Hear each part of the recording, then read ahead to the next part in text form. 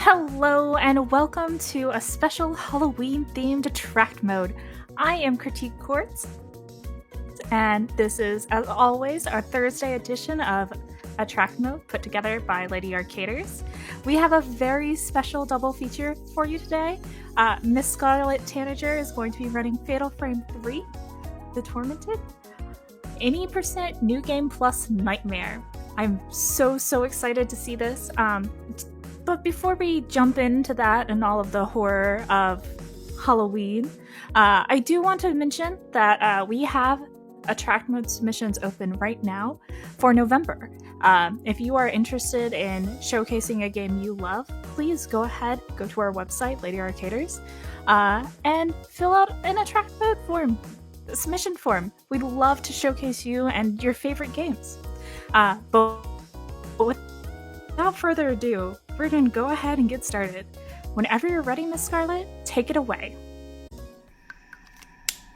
Hello there, everyone. Yes, we're going to be playing some Fatal Frame 3, The Tormented. It's my personal favorite of the Fatal Frame games. And, yeah, if my lovely couch, I keep wanting to say couch even though there's no couch, could introduce themselves, that'd be great. Hi everyone, I'm LinearC, and I am super honored to be here tonight to help on comms for one of my favorite games from way back in the day, so I can't wait. We're gonna see how far I get through this before I start feeling fluey, because I got some shots earlier today. Do we have any, like, specific costumes you guys like? Because this is New Game Plus, we get costumes. We can even give the cat a costume. Okay, the cat has to wear a costume. I love the cat. Well, the cat can have a bell or ribbon or nothing. Usually I go for the ribbon. I know there are sometimes you can shake the cat's paw. But that's so cute. It is very cute. But no, this is the setup I usually go with. Kay doesn't give her anything very exciting. Miku, I usually give her costume from the first game because I think it's funny. But she also has a pinafore dress and some yukatas. Ray just looks way too good in this suit. But she also has a pretty pinafore dress and some yukatas. Any opinions? Or are we just gonna go for this? No, I like this. Cool. Yeah, I like this setup too. I love this setup. Cool.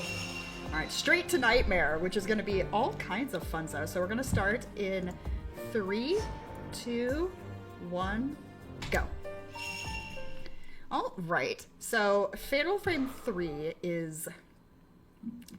It's interesting. It's sort of like the end of an era, because it's the original trilogy of Fatal Frame games that it ends it, and it sort of like goes back to those old games and brings in elements from them. You'll notice some very familiar areas if you've played Fatal Frame 1 or 2. Because about half of the rooms in at least the mansion, the Manor of Sleep area, are in fact from those games. They just straight up lifted them. But we're playing as Ray. She's having a little bit of a oopsie-daisy waking dream, I think it is, because she's not technically asleep right now. But she's following the ghost of her dead fiancé. You. Not you. Because his name is spelled Y-U-U, because we can't have nice things. Yeah, so you're going to hear a couple times, even though we're skipping the cutscenes, there's going to be a couple times where you hear his name get given out. Oh, there he is. And it sounds so funny in English. But yeah, we're playing as Ray. She's just chasing down the ghost, which is, if you know Fatal Frame games, you know always ends well. Only ever ends well in a Fatal Frame game. Yeah. 100%. 100%. Alright, so we're just going through. Oh no, there's a ghosty lady. There's gonna be a lot of those. It's a Fatal Frame game, what do you expect? Oh no, we're being chased by 10 guy. It's another silly name in this game. That is actually his name.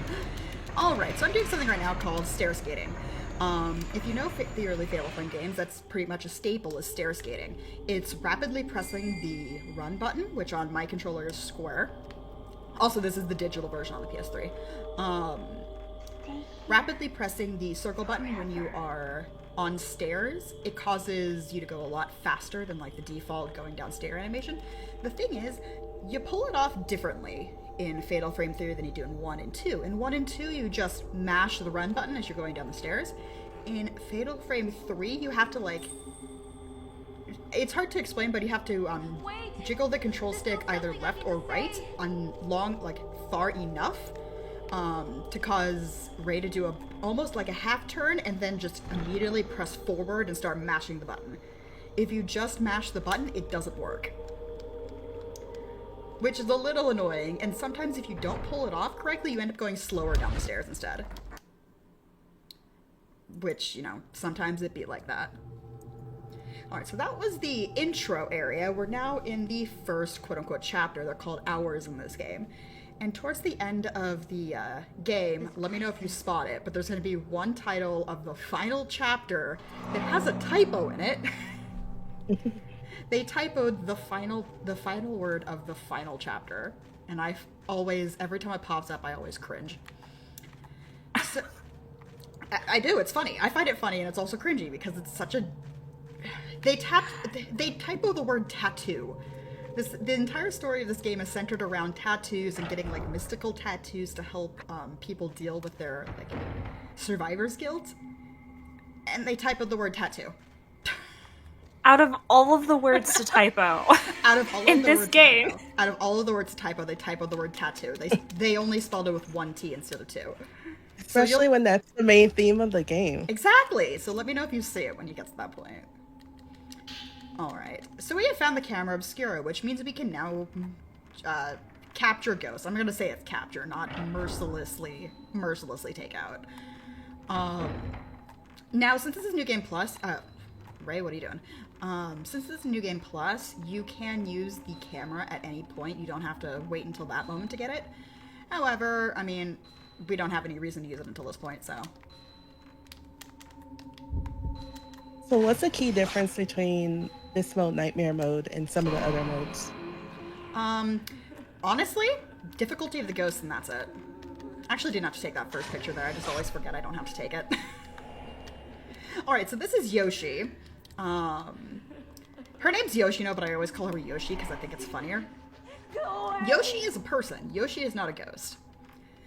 Now, the story of what's going on here is various people who have undergone a very traumatic event in which they were the sole survivor or one of few survivors. They have massive survivor's guilt, and because this game is very rude, those people with survivor's guilt get pulled into the manner of sleep, which will slowly unalive them, which is rather rude. And there's me just taking out the first boss in one hit. Welcome to New Game Plus. That's awesome. Welcome to New Game Plus. Even on Nightmare, I one-shot the first ghost. So you're asking about the difference between the difficulties.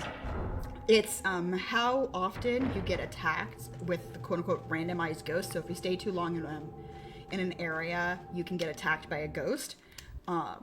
Those ghosts are quote-unquote randomized. Hold on, I'm not gonna screw this up. This is a button press that I almost always mess up. Darn it. There we go. Sometimes I accidentally end up going into the menu there, but, what was I saying? Good morning, Ray. What was I talking about? Completely lost my random train of thought. ghost attacking you. Random ghosts! Okay. They are very rude. Hello, this is Miku. She's the protagonist of the first game. We're gonna play as her later, which is gonna be fun. She's actually the most powerful of the playable characters. And I know that there was something with the random ghosts, and I immediately have already forgotten what it was. What was I even talking about? Difficulty and them attacking you. Difficulty, that's what it was. So the other change with the difficulty is how much damage enemies do and how much health they have. So on New Game Plus, also we just got the camera in real life because for some reason her deceased fiance had the camera obscura in the real world. So these sections of the game are in the real world. There we go. Yeah, the if I was playing this game on easy or normal, in New Game Plus, with my overpowered, beefed-up camera, I would be one-shotting every single enemy up to and including the final boss. That's actually really fun, though. Yeah, because in New Game Plus, you have a completely overpowered, maxed out camera with all of the maxed out attachments. And because of that, you have access to something called the Crush Lens on Ray and the Blast Lens on K. Technically, K can use the Crush Lens too, but because of game mechanics reasons, the Blast Lens is better for him. And because of that, you can one-shot the final boss on those 2 difficulties. Now, on hard mode and nightmare mode, the final boss takes 2 shots. So you do, in fact, have to do a little bit of fighting against the final boss. Because at the very beginning of the final fight, you get a quote-unquote free fatal frame shot, which is like a free, Uber shot at the very beginning of the fight. And that's the reason why you pretty much skip the final fight in the other difficulties. Okay. So here is the sort of cycle of the game. You wake up from the nightmare world, you go and do some shenanigans in the house, you go back to sleep, you go back to the nightmare world. This dream. Sounds like a productive day. Alright. Nope, that is a wall. Okay. So, we are going to be chasing down a certain someone who just ran past us. Hello, Yoshi. So, the entirety of the first hour, or first chapter, is tracking down Yoshi. Which is always a fun sentence to say. Because we're like, oh my god, there's another human in the mansion that's not a ghost trying to give me a hug? Well, we gotta go talk to her. It's not gonna end well for anybody involved, by the way. I'm sure it'll be fine. It's not. There's Yoshi. Hi, Yoshi. There we go. See, that first time I tried to do the bug, you saw that Ray was going slower. Yeah, that was me not doing it correctly and accidentally doing it too slowly. There we go. Alright, so classic fatal frame. In order to unlock the doors, you need to go take a picture of the door, and it tells you where to go take another picture. You take that picture, and it unlocks the door. It's pretty much a staple of this series. I think it's in every game, is that sort of unlock. Alright, you might have seen Ray sort of do a little turnaround there. That's an accident. We don't want that to happen. Because this game has you holding run in order to run, my hand's not actually on the control stick a lot of the time when I'm moving forward, because why would it be? But then I accidentally don't press the control stick far enough when I need to turn around, and she does a 180 instead. So you can do it by accident, by just accidentally hitting the thumbstick like I just did on purpose. The animation of her going up the stairs is great. Oh no, it's pretty great. I think it's... Oh, hi. Hi, Ghost Mommy. We're just gonna keep going. So yeah, we're technically in an attack right now, but we're just gonna ignore her because she goes away as soon as you go into the next room. So yeah, we're just going to be ignoring all of the ghosts that are not mandatory in this game. Alright. So this room is special. This is the Yoshi room. Hi, Yoshi. There's Yoshi. She's normal. She's normal people. She's fine. We're just gonna take her passport, because we're rude. Then she's gonna say, hey, why'd you take my passport? That's kind of rude. You should wake up.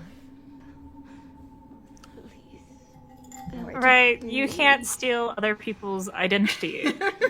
It's not okay. It's not okay. Stealing people's identity is not okay. I didn't do anything wrong. Why? Come on. There we go. It had to think for a second. So yeah, the upside You of... said you run this on the PS3? Yeah, I'm running it on the PS3. This game has a digital version. That you can still get off of the PSN, even though it is an absolute pain to get it on PSN anymore because of what was done to the PlayStation Network. But okay, now I remember where I'm going. So one thing that could be kind of a pain with Fatal Frame 3 is remembering what triggers are for what day, because unlike both in the manor and in the house, but it's worse in the house, you can easily forget what you need to do on which day. I've gotten my days mixed up before, what you need to do in order to trigger the night, because the point of the day section is to figure out what in the house you need to do to trigger the nighttime section. And in that one is, you can either go towards the door or go up the stairs in order to trigger that phone call.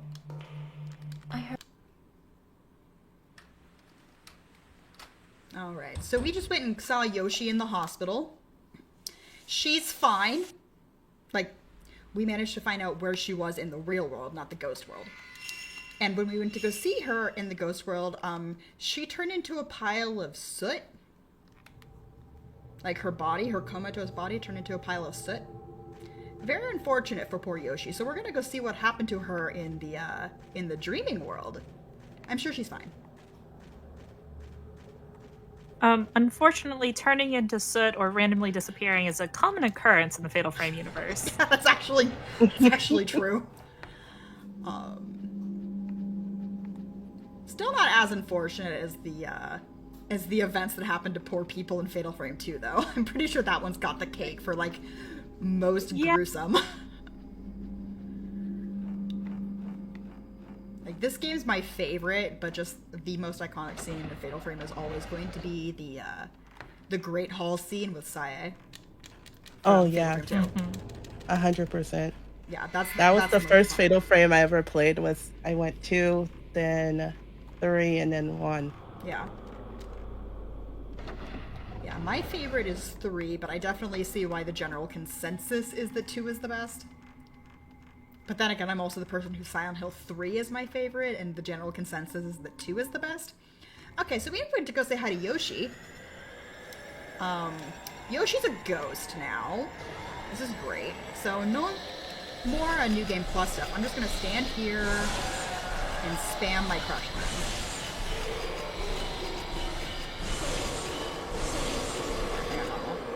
So there was 4 little ghosty there. We have to kill them, and then we're gonna do circles around Yoshi until she decides she's had enough of us.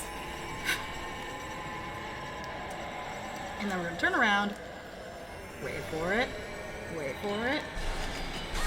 and oh no, I didn't take her out. I forgot I was on Nightmare for a second. You cannot, in fact, one-shot Yoshi with Type 14 film. There she goes. Did she ever get her passport back? Nope. She was trying to get it from me there. No. She was trying to take it from me there. I told her no. Her passport is forever mine. I am now Yoshi. Okay. So one thing that always annoys me... Don't look at the wall. One thing that always annoys me about this game is at the end of each nighttime section, Yoshi... No, I can't go in there yet. What am I doing? Not Yoshi. It says up in the top right, the bruise spreads, and it gives you a sort of update to this is, what happened last time on Fatal Frame. It always annoys me that it says the bruise, because it's a tattoo. Why does it call the bruise in the notes? Okay, there we go. We're in nighttime. So that whole chapter was sort of your introduction to Fatal Frame. Or at least introduction to Fatal Frame 3, I should say. Now is when things start to get real. And by real, I mean not that real, because again, I'm on New Game Plus, and New Game Plus is just shenanigans. Difficulty? What difficulty? We're just here vibing. Chill vibes, having fun. Alright, so Yoshi was apparently sitting on a key, as if she was, like, nesting it, like it was her egg. Oh, hi, Yoshi. Bye, Yoshi. We're just gonna phase through here casually. Don't worry about it. Oh, why would you... There we go. That's the little, somewhat, like, 180, not glitch, but definitely annoyance that I was talking about. Okay, so we're just gonna leave. Yoshi will never leave that room. It's pretty great. So everyone say bye to Yoshi. We never have to deal with her again. Bye, Yoshi. Bye, Yoshi. She can't. You took her passport. She's stuck there forever. Yup. No passport for Yoshi. Little known fact, you need a passport to be able to walk through the wall of the LinearC. Yup. Absolutely. Her passport is specific to that wall. Alright, so the key that Yoshi was nesting on was the key to this door.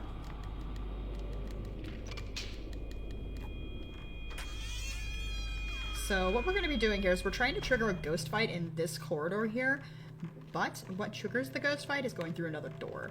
So I'm just going to, real quick like, come up here, go through this door. Once this little cutscene goes, immediately turn around and go back through the door. I remember now. There is no point in going through any part of this room yet. We don't have the key. So I've forgotten this before and gone all the way to the door on the other side. I'm like, wait, it's locked. Oh, right. Alright, so we just got attacked by the ghosts. You know how we got attacked by the ghosts because the screen went a little film grainy for a second there? And the guy just jumped out at me. It's very rude of him. There we go. That's one. Now, you may think we're done. We're not. There is, in fact, two of them. And the other one's going to come out around here. Oh, there he is. Okay. Where are you? Are you gonna clown me right now? There he is! No, alright. Okay. And once they finish doing their death animation... Wait, did I not kill him? Excuse you? Did he survive the super camera? How did... Frickin'... I think it was because he wasn't close enough to me. I wasn't close enough to him. That's what it was. Because damage is calculated based off of the strength of the camera, how charged it is, and your proximity to the ghost. So if the ghost is closer to you, you do more damage. Alright. So what we got from that is called a sleeping stone. Now the sleeping stones are for little cool little sliding puzzles. Like this one here. Oh hey, there's a ghosty. Don't worry about him, he ain't hurt nobody. Alright. Now this is the easiest one. I think you do 3 of them over the course of the speedrun. And the number of lines on each stone is how many times you can move it. So it's a sliding puzzle. Alright, so that room that I was in earlier, we're now above it. And now we just have to walk along the ceiling to get to the next one. Because the key that we need is in that room over there. And now we just have to watch Ray slowly walk along the ceiling as if we didn't have things to do. And high heels, She no is.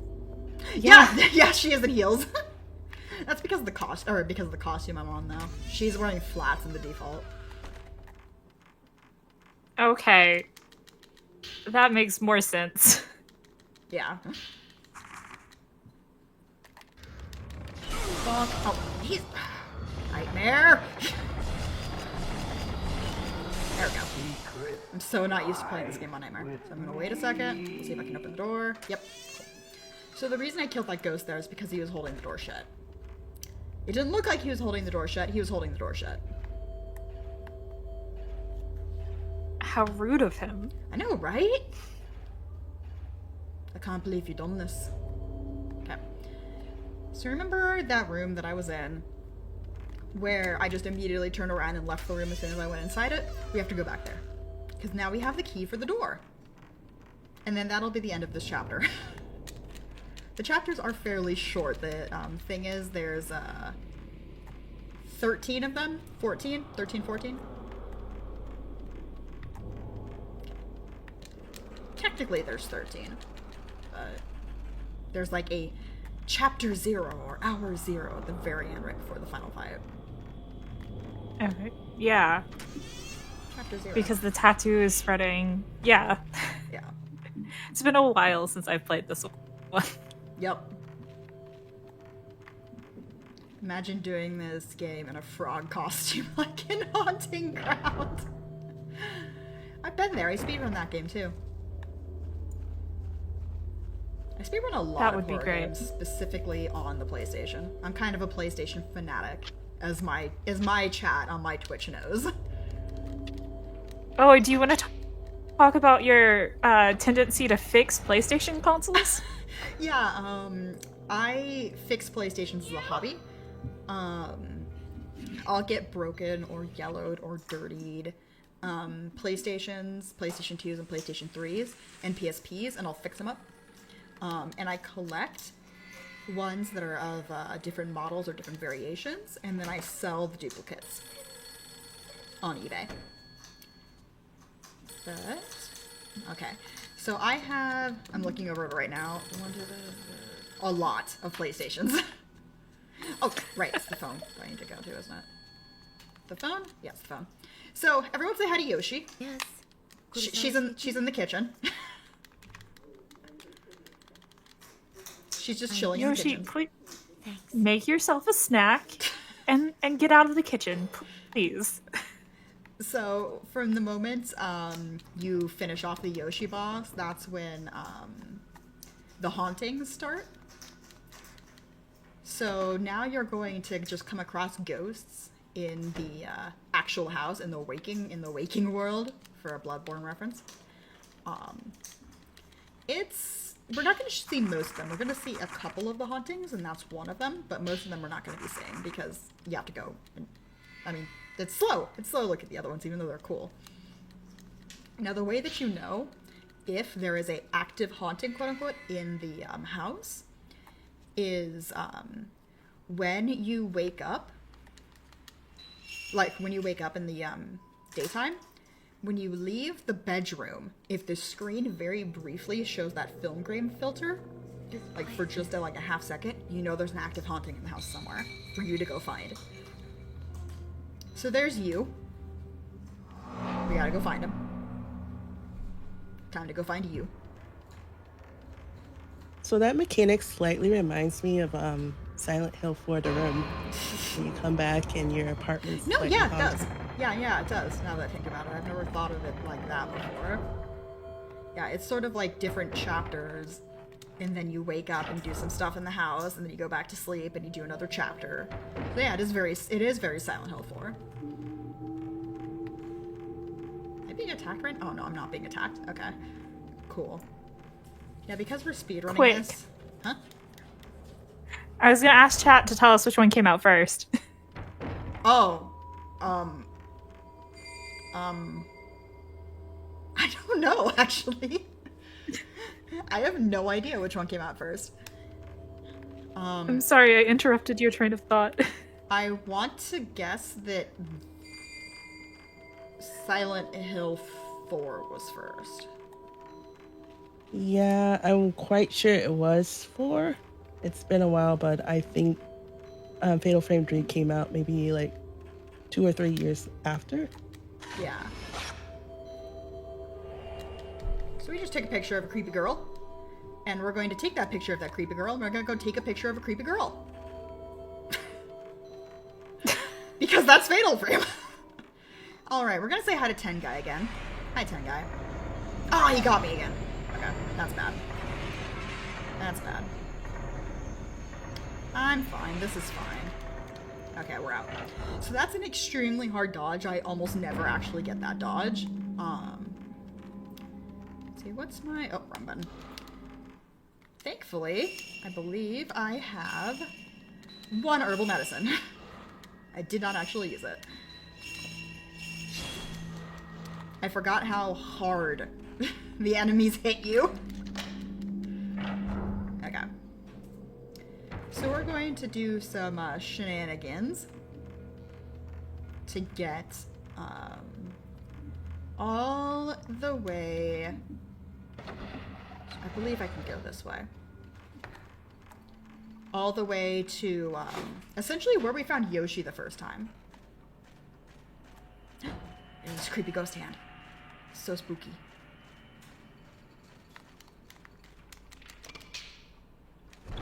Alright. Is the hand mechanic in this for the items? No, that was a Fatal Frame 4 was the first game that had that. which just recently, in like the last year, finally got a proper English translation. Which, until... Have you gotten a chance to play it? I haven't gotten a chance to play it either. I actually have a physical copy of the original Japanese Wii release. So I have it, I just haven't played it. But yeah, they finally released it in English, which is great, because it's such a cool game. The fourth one is so cool. Okay, so you may remember this quarter from way back in the beginning of the game. All we're going to do is we're going to go over to this peephole, say hello to the little girl, take a picture of the little girl. Don't worry, it's not creepy. And the little girl's going to unlock the door for us. It was all the way back there. There we go. Door's unlocked.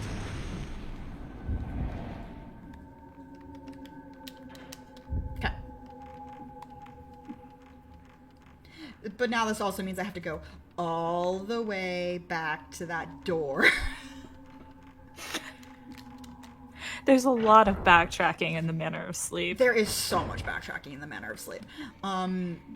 I do love this game. It's my favorite of the Fatal Frame games, but they do, there's a lot of backtracking and there's a lot of puzzle repeating. Which is why the speedrun is, 2.5 hours long.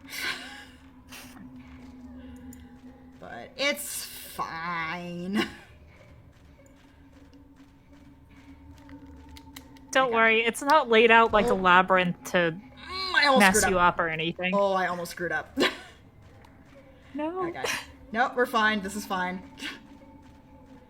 So there's a good reason why I didn't go through that door there. We're actually going to take the long way around. And when I was practicing, I forgot that I had to take the long way around.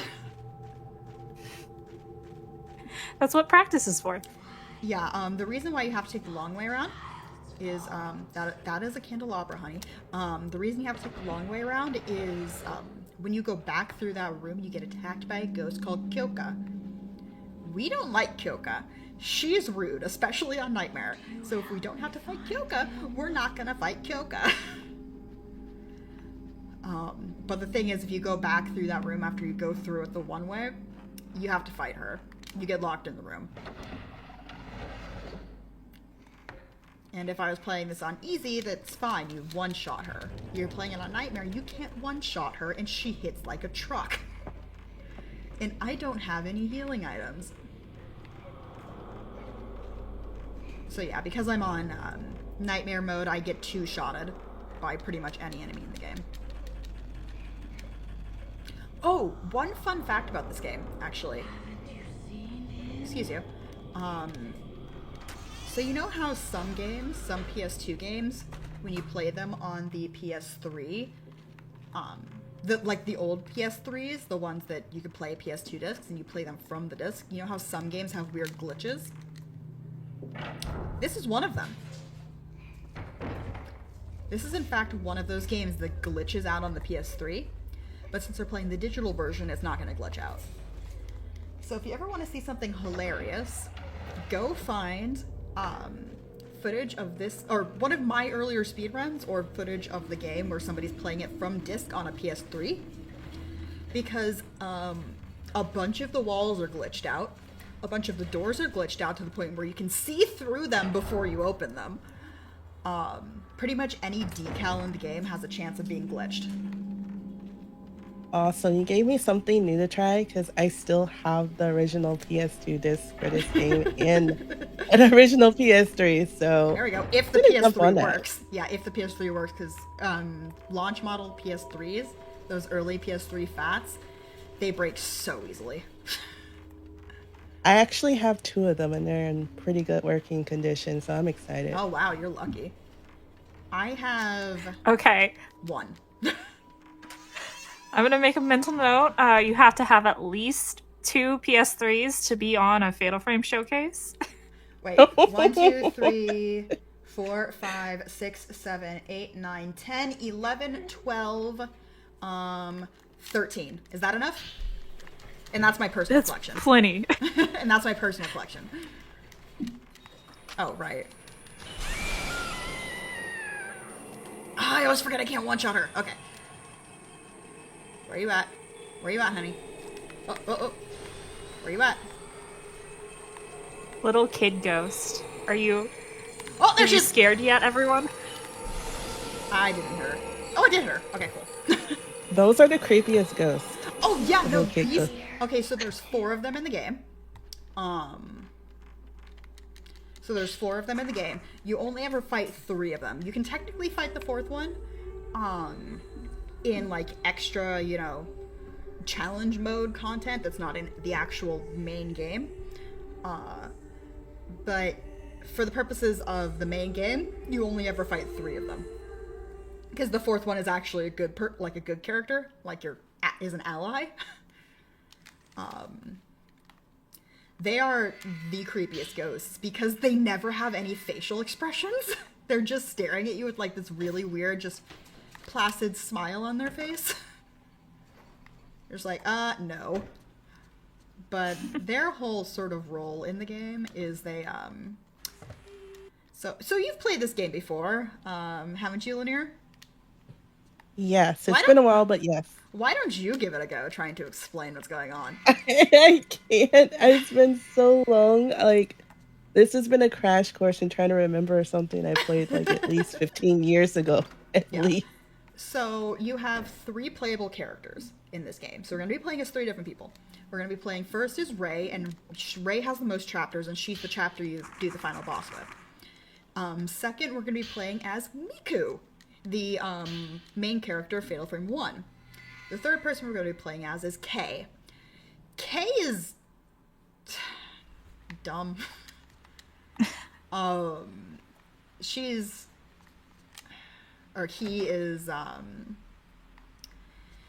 he has the weakest camera in the game.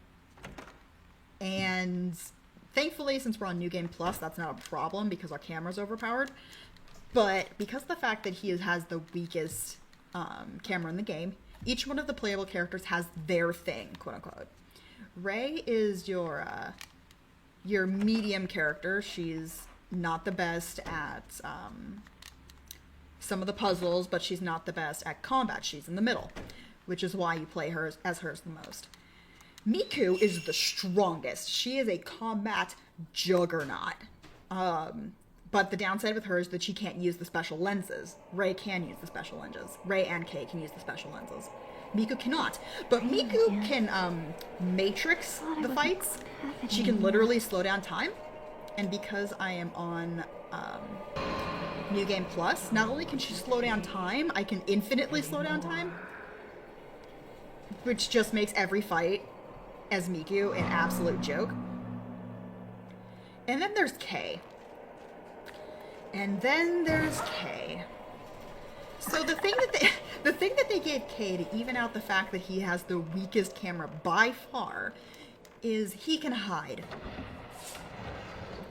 He can hide. He can hide behind objects and like Metal Gear Solid his way around the ghosts. The thing is, we don't care about that. We're literally never going to use it. So once we get to Kay's first chapter, he's gonna start the chapter hiding in a corner, hiding behind something. We're never going to use it. Ever. We're just going to run past all the ghosts and hope they don't hit him. Alright, so since we're playing as Miku... oh, go ahead. I was just going to ask, so are we back in Fatal Frame 1? Yeah. No? I was going to bring that up. This is... Himuro Mansion from the first Fatal Frame game. Yes. It's... I remember the ropes, and that's what keeps me on. The rope shine maidens. Okay, so we're getting attacked by a ghost. He's very rude. So I'm going to immediately slow down time, turn around, and wait. Hit him once. Hit him... Oh, I didn't get a second shot. Oh well. Hit him once. There we go. I was using the wrong film type the entire time. I forgot that I had Type 61 film on K and Miku automatically. So he's gone. So that took like 4 shots, I think. 3 or 4. Which is a nightmare thing, you know, because it'd be like that. Alright. Because if it was easy or normal, I would be one-shotting him. So I have a quick question about the film. I know Yes. normally you have to pick up film throughout the game and it's kind of limited, especially Yes. the stronger ones. Yes. Do you have to worry about that at all on this? Not on New Game Plus. I have infinite film. Wow. Yeah. Because of one of the attachments I believe regular shots don't take up film. I don't think. Even if they did, the game gives you like an automatic 14 shots per chapter, so it's negligible. Or 40 shots per chapter. You have infinite Type 0 film, but it's the weakest film. Type 61 is the next strongest, then Type 90, and then Type 0. Because numbers are fake. Numbers are fake. Yeah, but okay, does it use... I'm just testing now. No, it doesn't. Okay. I do not, in fact, use film. Alright, where's she gonna be? Where's she gonna be? Come on, game. Where's she gonna be? So I'm just going in circles because I'm looking down at the bottom right, looking for the filament to turn red. And that's how I know where she is. And I keep forgetting I can't use lenses on me when I keep trying to hit the wrong button. Because the button for a regular shot and the button for a lensed shot is different. Alright, let's see if I can remember how to do this correctly. So it is bottom, upper right, upper left, lower left. There we go. Yeah, I got it right. I forgot I had to make a change to my splits because my splits have the code on them, and I forgot to actually save the change, so I just remembered it. But yeah, you may remember these areas from the first game. They don't necessarily make sense, but that's fine. Oh, that's the wrong button. Hello, friend. This is not Kyrie, by the way. This is just literally a random rope shrine maiden. So like one of the ones previous to Kyrie from the first game. Are you just gonna chill over there, honey? Come for me, please. I want to say hello. Goodbye.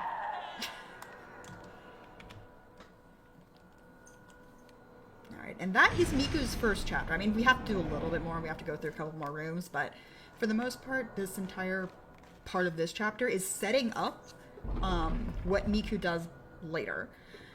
Because Miku has... She doesn't have two endings, but she has like two sort of endings. So Miku's outcome, what happens to her at the end of the game, is set. It's the same no matter what, but how she gets there is different. You have one decision you make in her final chapter. We're going to be making, in my opinion, the bad choice because it's faster. But it's also, I think, implied to be the choice that leads directly into Fatal... Oh, I'm going the wrong way. Directly into Fatal Frame 5. If you know, you know, and if you know, it's gross. Oh, right. I do actually have to go to the front door. I always forget you have to go towards the front door before it lets you go through that door. Sorry So if you I heard don't that. know, but I want to know. Yeah. I'm sorry if you heard that. That was my rabbit just leaping off of the trash can.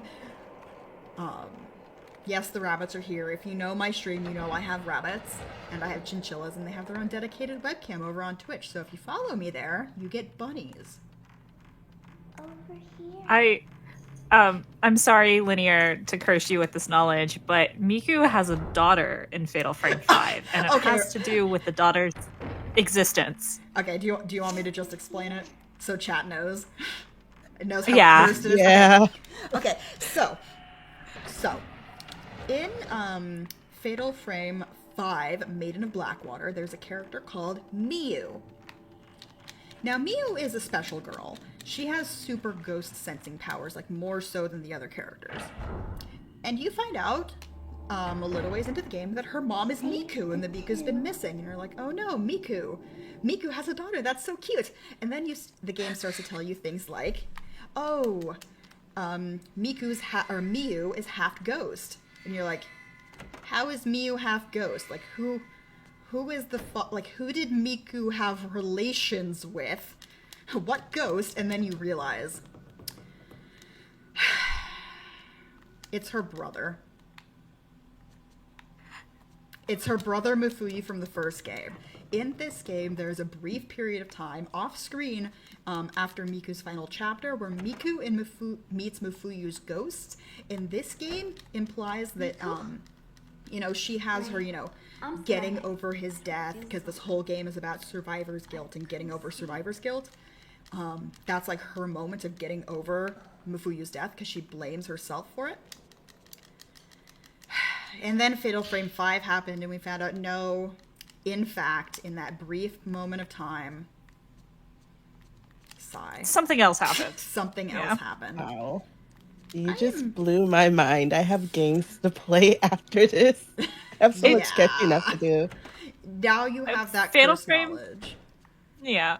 Fatal Frame 4 and Fatal Frame 5 are both very good. Unfortunately, I'm a scaredy cat and I cannot play horror games. So I make other people play them for me. Yeah. I just watch. I just had them. Also, Yoshi's in that side thing by the phone. I just completely forgot what order I was supposed to do things on. This is an example of when you mess up a day. I was supposed to go to Miku first, then go down the stairs. And instead I went down the stairs, went back up to Miku, then back down the stairs. It's hard to remember. Oh, now we're playing as Kay, and there's Reika, who's the main ghost of this game. Every game has a main female ghost. Now we're playing as Kay. Now Kay, despite being an absolute trash fire in combat and having the silly hide ability, Kay is special. So oh, did you recognize that? So if you, Kay... Fatal Frame 2? Yep. Kay is the uncle of Mio and Mayu. Yeah.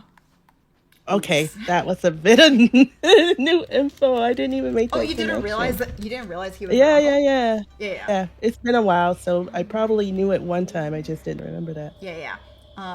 Kay is their uncle, which is... Tally, what are you doing? Oh no! Sorry, I just had to pause my mic for a second. My rabbit had gotten into the Nintendo cords. No! Alright, so there's a ghosty goo there. She sees me. She's going to attack me.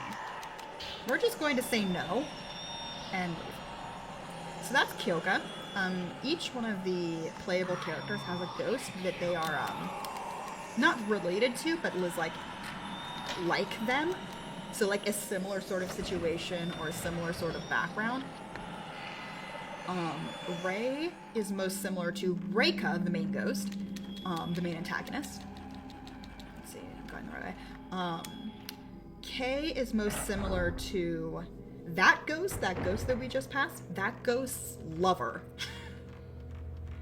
And she's trying to find her lover, so she's always trying to chase this playable character down because she's like, oh my god, my lover's returned to me. Also, Reika, the main ghost, just decided to go through that doorway. Now, the game wants you to hide behind that area where that little ghost was earlier. We're just gonna not do that. We're just gonna say hi to the main ghost. And just go past her. And, she's a ghost. She can't stop you from going through her.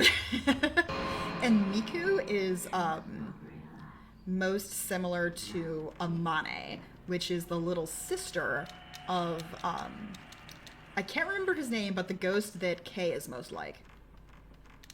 All right, so I'm gonna play this safe, and I'm actually going to try and. Oh, I did do it right! Oh, darn it! I was trying to bait that attack in order to not get hit, and then I just did the opposite of that. So right here is the camera obscura. So this entire time, up until this point, Kay did not have access to the camera. Now he has access to the camera. We're just gonna run though. So that particular ghost is named Yashu, I believe. She is sort of the head priestess figure, because every Fatal Frame game has two ghosts in common. A high priestess figure that messes everything up, a guy who messes everything up, and a female character, a female ghost who has to deal with the side effects of everybody else messing things up for her. That pretty much sums up the series. No, it literally does. Every Fatal Frame has a... Usually it's the man is the love interest of the ghost. The man who messes everything up is the love interest of the ghost who has to deal with the effects of everything getting messed up. But I think the only exception to that quote-unquote rule is 4. Yes. Because I think the male ghost, or the male ghost, is her, like, business partner or something. Not her actual lover. But I feel like I missed so much because 4 was in Japanese. So I didn't get it at that time, and I know they released it in English. I just haven't had a chance to play it yet. Yeah, there was actually nope, I went the wrong way almost. There was a English fan patch for it. You said you would come back. But the thing about the fan patch is you couldn't really get the fan patch without having to homebrew your Wii in order to play it. Alright, so we just did the unlock and woke up Kyoka. She's very mad she didn't get her beauty sleep. So we're gonna run away. Because we don't want to deal with Kyoka. Because Kyoka is annoying. So think about the filament. Oh, hello Kyoka! Hi, how are you? Please don't. The thing about the filament, which is the thing next to my health bar in the lower right hand of the screen. There we go. It's different per character. So, for every character, the filament gets brighter and brighter red, depending on how close you are to the ghost, and like if you're facing the correct direction. But, let's see here. Let's see if I can trigger this correctly. But for K, it's almost negligible. You can almost not correctly see which direction. Alright, so K's special ability, because everybody has the special ability in this game. You know, Miku has the ability to slow down time. Rei has the ability to use lenses. K has the ability to push things. That's it. I thought you were going to say Miku's special ability was to go through, like, crawl spaces. No, she can do that too. Yeah, Miku's the only one who can go through crawl spaces. Kay can push things. Rei can do neither. Because reasons.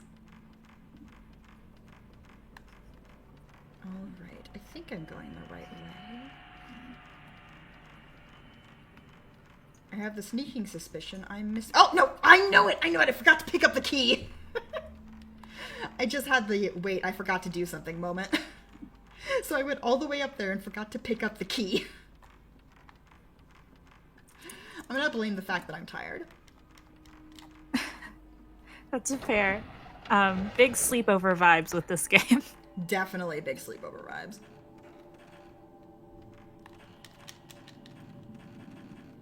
Alright. I think it's because you come up here later as Miku and you pretty much do what I did there, turning around. Give. Okay, cool.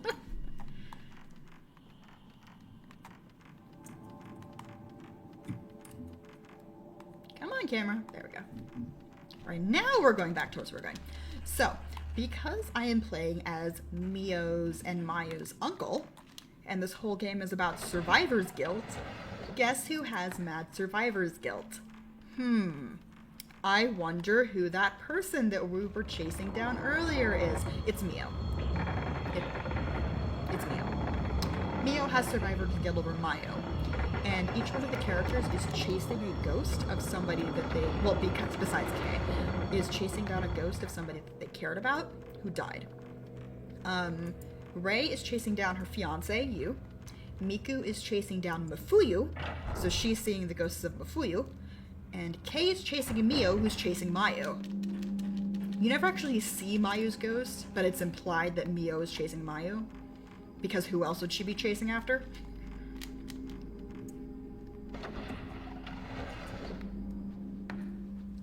And it's also implied that Kay and Mio have been in the Manor of Sleep longer than Rei and Miku.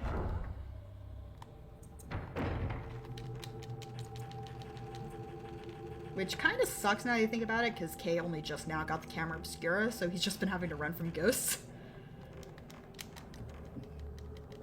I really do think Fatal Frame 3 takes both 1 and 2 to and ties it up in a bow really well. Oh, it does. Story-wise. It definitely does. There she is. There's our main There's girl the from the second butterflies. game. Yep. You got them butterflies. Alright, so we woke up at night. It's weird, isn't it? We hear something down the hall. Le gasp. What could it possibly be? So who here has seen The Grudge? I can't watch it. I know what happens, though. I'm skipping the cutscene, don't worry about it. Okay. So yeah, this cutscene always gets me. No, it's terrifying. This is the scariest cutscene in the game, and we're absolutely skipping it because watching cutscenes is slow. Okay, so literally that entire cutscene that played there was a giant reference to The Grudge. You go up to the attic and you get got by a ghost. The thing is, we have to go back up there immediately because that's also the game telling you there's something in the attic you need to get.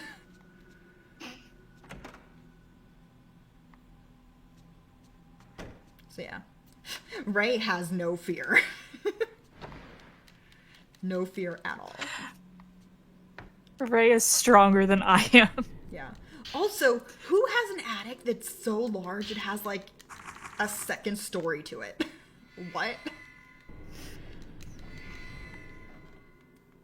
Houses? Architecture? I don't even know, man. Okay. So that's hour 5 or chapter 5, I should say.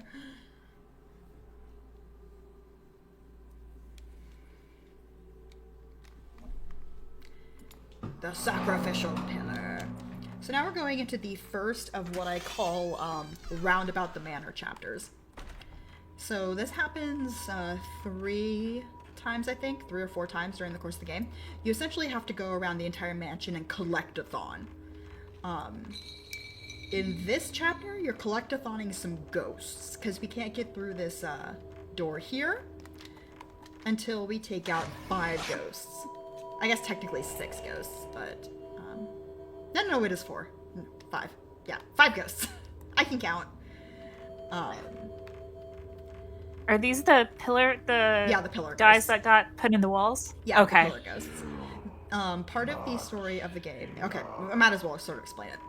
So each one of the Fatal Frame games essentially has a super creepy Shinto adjacent ritual that goes horrifically wrong. The one that goes horrifically wrong in this game is Reika is the only survivor of her village, and because of that, she decides to join the priestesses of the Kuze Shrine in order to help other people work through their trauma and work through their survivor's guilt. And part of that involves her becoming a tattooed shrine priestess, where they like engrave the pain of other people onto her, and then she gets sacrificed to release all the pain. And of course it goes wrong because of a man. In this specific case, her boyfriend comes and finds her at the shrine, and because part of her like priestessiness is that she has to let go of all her like attachments. So essentially like Fatal Frame 1, where she's supposed to let go of all of her attachments and let go of all of her pain first. But her boyfriend wants to see her one last time, and so he goes to see her, and because she still has an attachment, when the attachment and pain, when the ritual happens, everything goes wrong. That's it. That's the game. Yeah. And then in order to like seal it or try to contain it, they take these masons, the people who built the shrine, and wall them up as kind of like fortification. And we're gonna go find their ghost and capture them in our camera. Yeah. What's something that's interesting that I don't think people get in their first playthrough or two is so the very first cutscene shows Miku and Rei in the actual manner of sleep, because it's an actual place. Well, not actual like real place, but it's in real life in the game place. Please don't. I'm being attacked by a ghost. It's one shot. I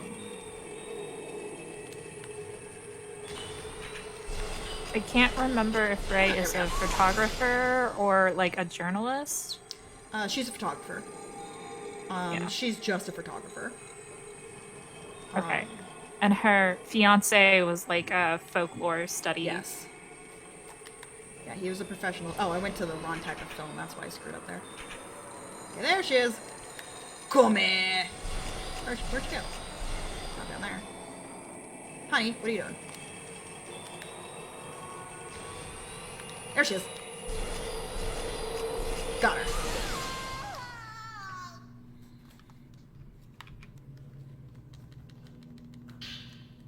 Alright, excellent. So we got a sleeping stone from her, so you know what puzzle we're going to be doing now. Same puzzle, and it happens to be right here. Sliding puzzles are fun. Okay. It's gotta be hard to remember the pattern. Oh, I'm not, actually. I don't remember the pattern. I just solve it, and I just solve it immediately. So many of them. Yeah, Okay. those specific sliding ones, I just solve them immediately. Wow. I sort of remember, but I don't, unlike the other puzzles in the game, I don't actually have notes for those puzzles. So it's just either muscle memory, or a combination of knowing this one needs to go 1 time, this one needs to go 3 times, this one has to go first, and then just figuring it out from there. No, they look a lot harder than they are. But anyway, the story. So yeah, when Reika failed to be a proper shrine maiden, now, what the game...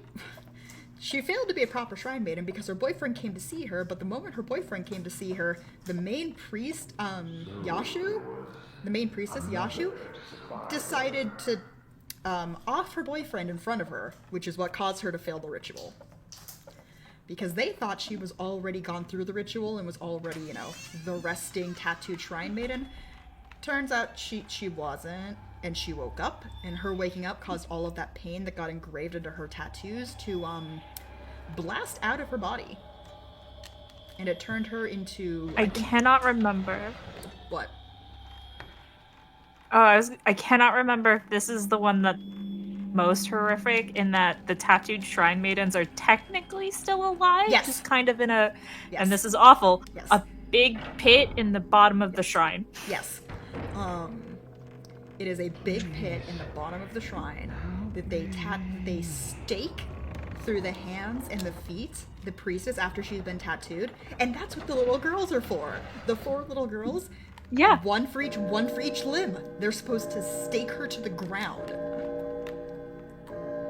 If you look closely in the rooms that you fight the little girls, there's a bunch of dolls staked to the wall, because that's what they would do every day, is they would practice staking the shrine maiden. Yep. Yep. All of those little red dolls. Okay. Found the part for the camera obscura. Yay! Not like I need that, I already have it. So I'm just gonna grab this from over here because I keep forgetting it's here. Just because I'm on Nightmare. Boop. So yeah, we're just going around and collecting ghost dudes, because when the ritual went wrong and all that pain just bursted outwards, Reika turned into a wandering, not quite ghost, because again, she didn't die. I think the game described it as like a waking nightmare or something. She goes around reliving her worst moments for pretty much the rest of time, at least until you beat her at the end of the game. Which is horrific. Yeah, to say the least. Yeah, and anybody who gets near her pretty much dies just immediately. So they tried to contain Reika by doing by offing all the little shrine maidens, which is kind of rude. Hold on, I'll get to this guy real quick. Come here. There we go. That's the second one. So all of the shrine maidens got sacrificed, and then all of the builders, a bunch of builders were hired. They weren't actually the shrine builders. A bunch of builders were hired to come in and encase the main shrine. So they built another one shrine on top of the other shrine, sort of thing. I'm going the right way. Yeah, I'm going the right way. which is kind of rude. But once they finished building, like encasing the shrine in masonry to try and keep Reka in, they then took all of those masons and turned them into ghosts. And they turned them into ghosts by sacrificing them. And now we're going around and unlocking the quote-unquote human pillars by capturing them with the camera obscura. Because we want to get to that original shrine. Yeah.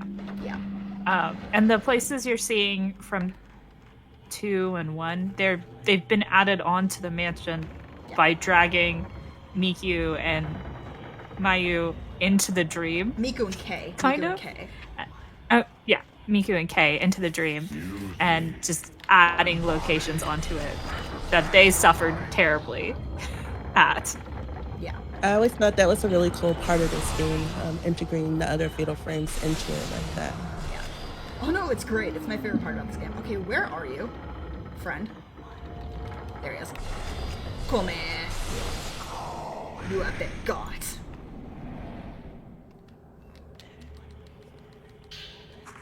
Okay, so I think I've got one more I gotta get. So yeah, like I said, you do this similar sort of puzzle 3 other times in the game. All towards the end of the game, if I remember correctly. Once as Miku, once as Kei, and then once as Rei again at the very end. And it's very similar. You go to 4 or 5 locations of the manor, collect 4 or 5 things, or kill 4 or 5 ghosts, and then you go onwards towards the final shrine area. So it is a little repetitive, but it's fun. I mean, look at this game. It's pretty. It is. It's pretty. I think this game is pretty. In that, like, grungy, uniquely Fatal Frame way. Also, there's a ghosty. Yeah. Literally every location in Fatal Frame looks nasty, except for Rei's house. Yeah. Okay. Also, it's really interesting. Rei's house is the first, like, truly safe place in a Fatal Frame at all. Yeah. I don't think that doesn't happen again until 5, because I don't think there's an equivalent in 4, but you have the house in 5, which has a similar thing going on with it, where it's like a hub that you go to between chapters in Fatal Frame 5, and you don't really, there's hauntings you can find and spooky things you can find between the chapters, but you don't fight anything in the house. At least not during the main game. Alright, so we're going to track down the last guy, which is I think this is the first time you have one character from one game going into a character from the other game's area. Because now we're playing as Rei going into the Fatal Frame 1 rooms. No, wrong way. Those swinging ropes always get me. And the camera angle change too. Fixed camera angles are very good in horror games. You want to know something that's interesting though? The extra ghosts. Hold on, let's do this. The extra optional ghosts to give you more points. I think I did that wrong. Yeah, I did that wrong.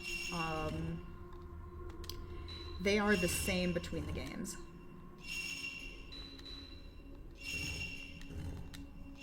No. I did not know that. Yeah, so if you know where an optional ghost is in the first game or the second game, you can usually find an equivalent in that same spot in that room in this game. There we go.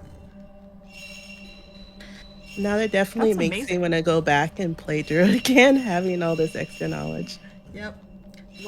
In that rope corridor, in Fatal Frame 1, there's an optional ghost that's directly in the ceiling in the middle of that room, and I believe there's one in this game as well. That's just such a nice detail. I don't know how much assets they were able to reuse between games, And normally I would figure it's kind of like a game design cheat, but also it's just such a nice touch for fans of the series. Yeah. It's just the nice little references for fans of the other games. Alright, so I just killed the fourth one, and as far as Ray knows, there's only 4, so she's gonna go and try and open that door. That rhymed. It's not gonna go well for her.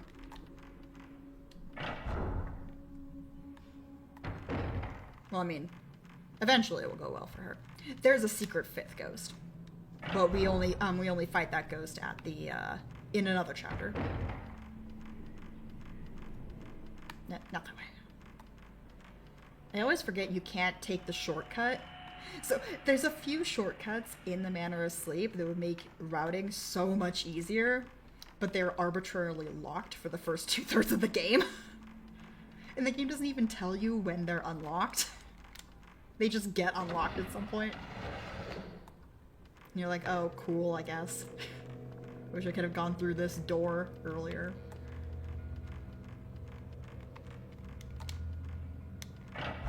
But no, we have to go all the way back to that door, which is the exit door to the actual shrine.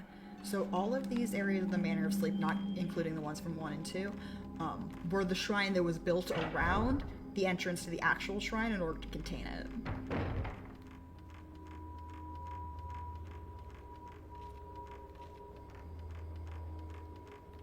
Nothing bad's gonna happen.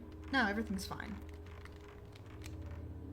Hi, Ten Guy. Must not be That's it. opened. That's the character's actual That name is Ten Guy, priestess, and the shrine must I don't know. It's just a be funny sealed. name to me, because he's not 10 guys. He's 1 guy. I think I'm funny. I gotta bring some No, dad jokes. that in was here pretty sometimes. good. That was a good one. Gotta dad joke it up. So this entire chapter is, we don't actually get a daytime between these 2 chapters. What we're gonna do here is we're gonna listen. Everybody listen.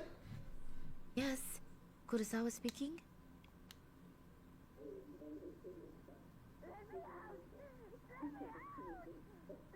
Yoshi's saying hi. Yoshi gave his phone call. So yeah, I think Just this think of I think this is them forgetting, or just not, like, they didn't know what to put between the 2 chapters, so they just put a creepy phone call from Yoshi in between the chapters, because you don't even go to a daytime segment. It's the only time in the game, I think, that you don't actually do a daytime segment.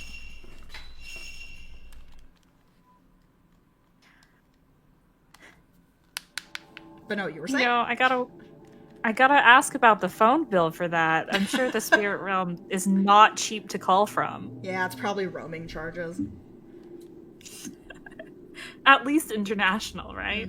International roaming charges. Save the 2. So that was Amane. Like I said, each one of the characters has a ghost that they are associated with. That is Amane, the one who's associated with Miku. Both of them miss their brother. They want to find their brother for different reasons.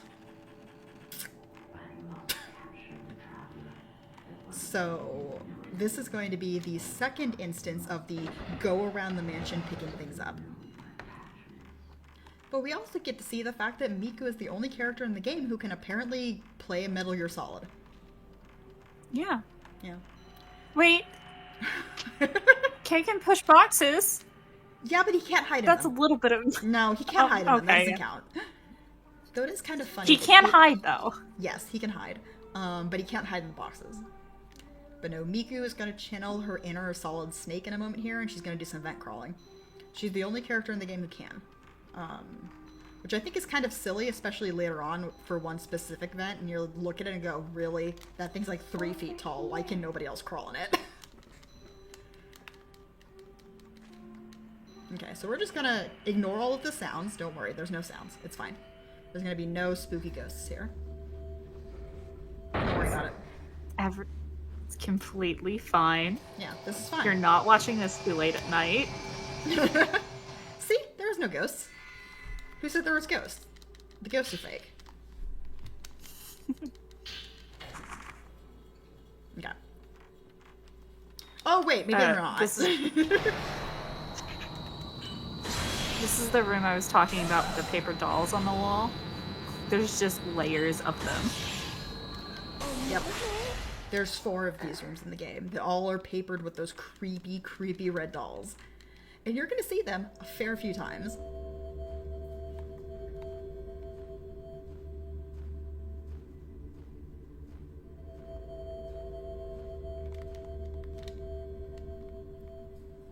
Alrighty. Creepy halters, creepy! So this room specifically reminds me a lot of a room from Silent Hill 2. If you played Silent Hill 2, you're probably remembering the room. It's the puzzle room with the nooses in it. Oh. Yeah. Yeah, I had to think about it for a second. Yeah. The puzzle room with the nooses where you have to go through that puzzle. Oh, hi! So that's an engraver ghost. We don't like them. We're just gonna run.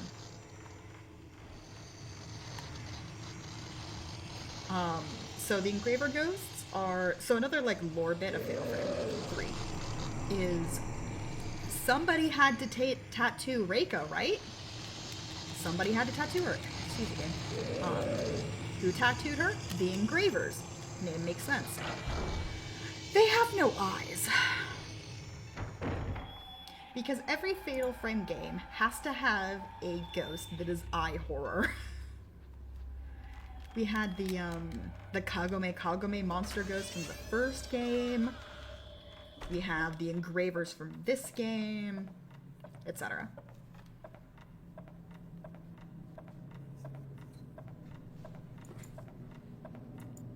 I saw a comment in the chat. I thought it was more like the longer you are in the mansion, the longer you sleep. That is also true. But it's not the way that you think. It's not that the longer that you're in the mansion, it's the further the tattoo spreads. So in the speed of, the way that they explain it in lore is that the speed of the tattoo spreading is directly proportional to how many like times you come into contact with the ghost, with Reika specifically, if I remember correctly.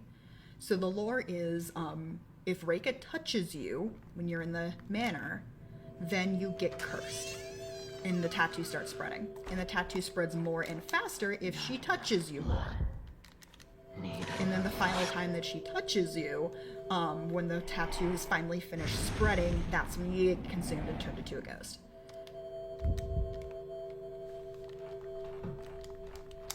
That is a door, Miku. Please go through it. Okay. So this room is deceptively a pain on this difficulty. We're gonna get attacked by one of the ghosts. Right here. So I am going to hope she doesn't hit me. Okay.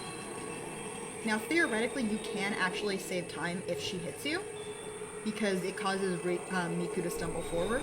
However, we are on Nightmare. Are you hurt? So we actually don't want her to hit us. She can't one-shot me, but she does hit like a truck. And yes, it seems scary, but don't worry about it, it's fine. She seems pretty determined there. It's fine. See, we're out. It's fine. We are out of the room. We are fine. Luckily, she's a little girl and can't move that fast. Yeah. So you see Kyoka is just chilling there. Kyoka won't bother you unless you take a picture of her. Which is nice. Because you're not Kay. If you were Kay, she would attack you. But because we're Miku, she only attacks you if you take a picture of her. Okay, I'm not going to mess this up like I did when I was practicing. So we're going to go up here. And there are 2 of the 4 the little handmaiden rooms. Of the 4 of them, 2 of them are right off of this main chamber here. So we're just gonna go into both of them and grab the little colored balls out of them. Or if this was a GDQ stream, orbs. Orb. Orb.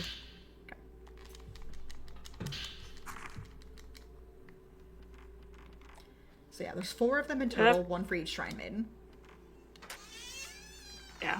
You picked up a diary there. There's a lot of, like, lore and journals. So much. Chronicling what went wrong as you go through the game. Mm-hmm. Yeah, there's going to be one point in the speedrun where we're going to button mash through something like 30 pages of folklore. Because wow. Because if you know this game, you know that Yu's desk, as in the fiance's desk, he has a bunch of his folklore documents. And the folklore documents unlock as you go through the game, so you can read more stuff off of his desk as you go through it. The thing is, you don't actually interact with his desk, except for once. You interact with his desk once at the end of the game to get a specific tape off of it. So you have to do it all in order. So then you have to button mash. Am I getting attacked right now? No, okay. You have to button mash through every document that's been piling up on Yu's desk throughout the entire game until you get to the one you need. So yeah, it's a giant button mash.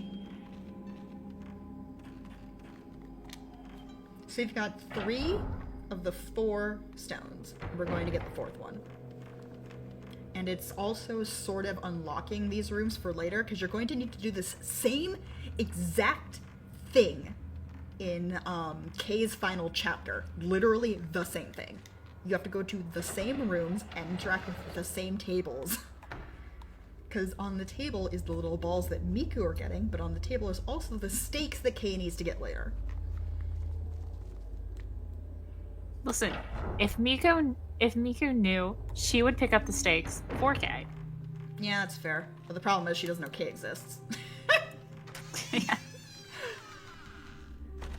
Yeah, but Miku only meets Kay. Well, so there's 2 endings to this game. We're getting the bad ending because the bad ending is faster. So I hope you guys don't like Kay that much. Let me just say that. Kay who? Exactly. I'm good. So we're gonna make a friend in this tunnel. Hi, friend. Oh, no. I did the... No. She's not hurting no one.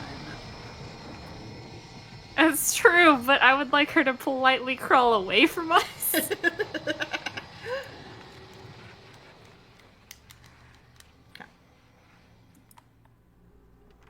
Now I've got ball number 4. Now I got these orbs in a specific order for a reason, because this last orb, happens to drop you off near-ish to the room you need to put them all in. So it's the fastest one to do last. Alright, so we're gonna have a fun time going up these stairs. And you know what I mean by fun time? I mean ghost time. 1, 2...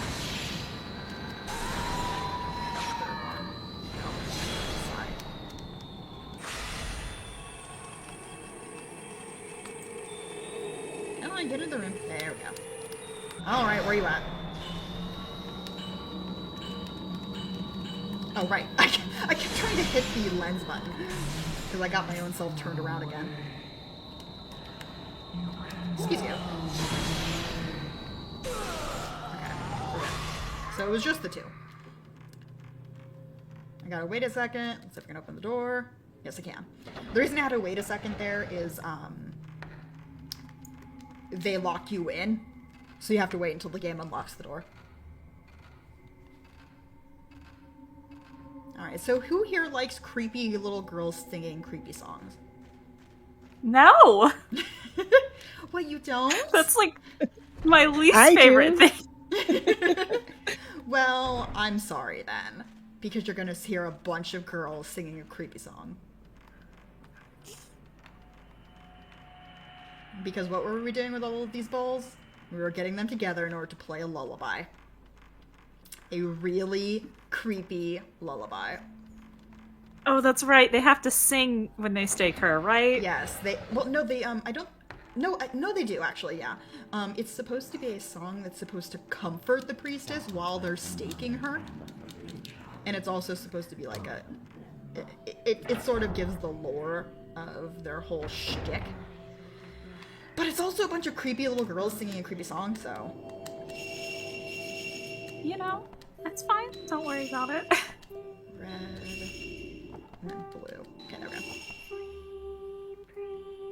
Creepy songs. All right, I can actually skip this.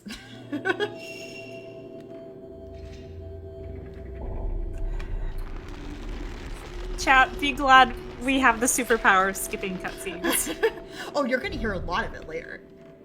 Okay, I'm gonna go towards the door. Going towards the door triggers the boss.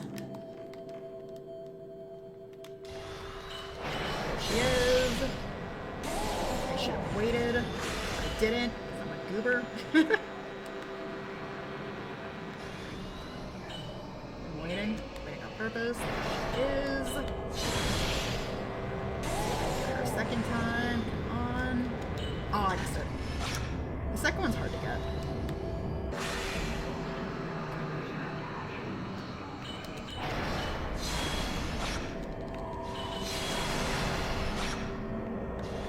Where are you, friend? She's really not cooperating. No, she's really not.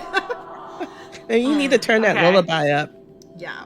That'll help calm her. So you saw me turning off and on the slow mode. If you're trying to be safe, don't turn the slow mode off. Because you're safe when the slow mode's on, because you have so much time to react. At least on New Game Plus, because it is a limited resource on New Game. I think it's Miku I go talk to. Right? Yes, it is Miku. I think. Hi, Miku. Am I doing things right? Yes, I am. Okay, cool. Cool, we're back in the daytime. There's a doll in Miku's room that if you pay attention to it, its hair grows throughout like the game. What? I've never noticed Yeah, that it's before. like on the dresser. That's a pile of nope for me.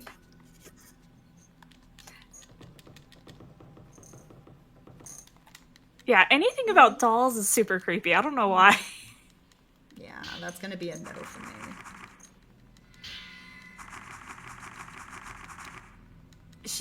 Miku's working as Ray's assistant Yes. during this time. That's why she's living here. Yes. Because she doesn't have any family right now. Yes. And that's why she just gave Ray all that information. Yeah, this takes place, I think 2 years after Fatal Frame 1. I think. Because I think Miku was 17 in... Oh, right, I'm still playing the game. In that one. So you I have to talk to? It's raining again. Crimey Christmas.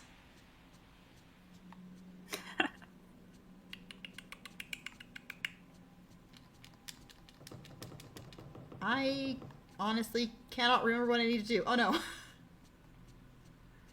This is one of those moments where, what am I doing? Yeah. No, it's not that. That's later. Is this the time for me to do all of these? Maybe. Maybe. 11? Okay. I think those were letters from K to Yeah, you. Yeah, which eventually you do have to go there, but I think... Oh, no, I remember now. Because I do that later in the game, and at this point in the game, we need to pretend to listen to some radio messages. Yeah. Okay. There we go. Who needs to actually remember how to do things? Okay. It's a long run. It is a Someone's gonna slip. long speed run. Do you speedrun the other games? Not yet.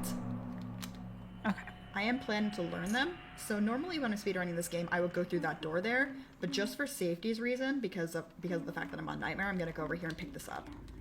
Normally I would pick it up a bit later in the run if I was going for safety, but just because of one specific thing that is going to be happening in a minute here, I'm picking it up now. So who remembers this room from Fatal Frame 2? Isn't it the best? I do, I think. Isn't it the best room? Okay, now I definitely remember it. Yes. Isn't it the best room? It's my favorite room. And by that I mean I hate it so much because you're going to get locked in there with a ghost in a minute here. No thanks. Time to follow the butterflies. Time to follow the butterflies, because that never goes poorly in a Fatal Frame game. So who remembers this room? Yeah, no, we're deep in the Fatal Frame 2. This one. Yeah, we're deep in the Fatal Frame 2 now. Alright. So everyone say hi to Reika! Reika's in the house now. This is gonna be fine. Hi, Reika.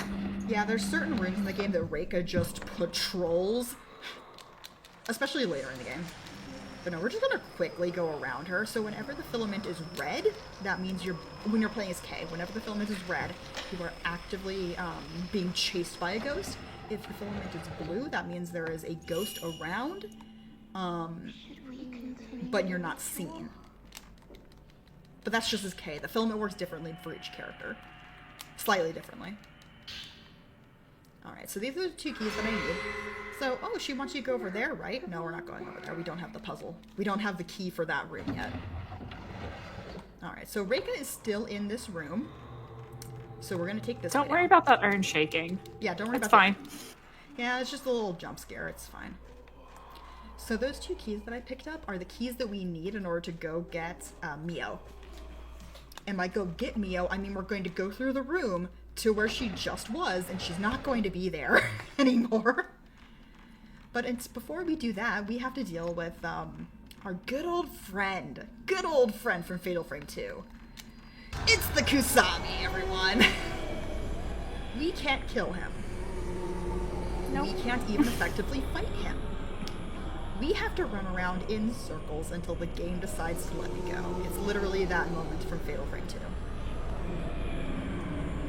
So Yeah, this brings back some fond memories. Yeah, at least it's not an instant kill, because I believe the Kusabi's an instant kill in Fatal Frame 2. Correct me if I'm wrong, but I'm pretty. Oh, I don't know. Yeah, I'm pretty sure he's a one-hit kill. That's not great. Yeah, you totally just didn't see me just body check the Kusabi there. It's fine. Yeah, but I'm pretty sure the Kusabi is an instant kill in Fatal. At least, like, during this part of the game. He's an instant kill. You gotta loop him. Yeah, but thankfully he's not an instant kill in this game. Hey friend, can we just not? There we go! Okay, now we can leave. This room is horrific. One thing Fatal Frame does really well, in my opinion, is environmental design. Oh, it yeah. goes from relatively normal-looking rooms to slowly pulling back the, oh, something terrible happened here. Mm-hmm. 100%, yeah. It's just a casual room full of blood, don't worry about it. Yeah. This room is a cage. Yeah. Like, just straight up. Yep. Does that ghost have tentacles? No, those are ropes. If you know the Fatal Frame 2 lore at all, you know the Kusabis are like their stopgap sacrifice when they don't have a pair of twins to torture. Yeah. Nope, I'm going the wrong way. I do this later. There we go. Yeah, the Kusabi is their stopgap sacrifice. They're sacrifice lights, if you would think of it. Have any of you guys played the remake of Fatal Frame 2? On the Xbox? No, the remake, not the Xbox version. There's a remake. There's a remake? Yes, there's a remake of Fatal Frame 2. Hold on, let me do this puzzle real quick. I think I did that in the wrong order, but yeah, I did that in the wrong order.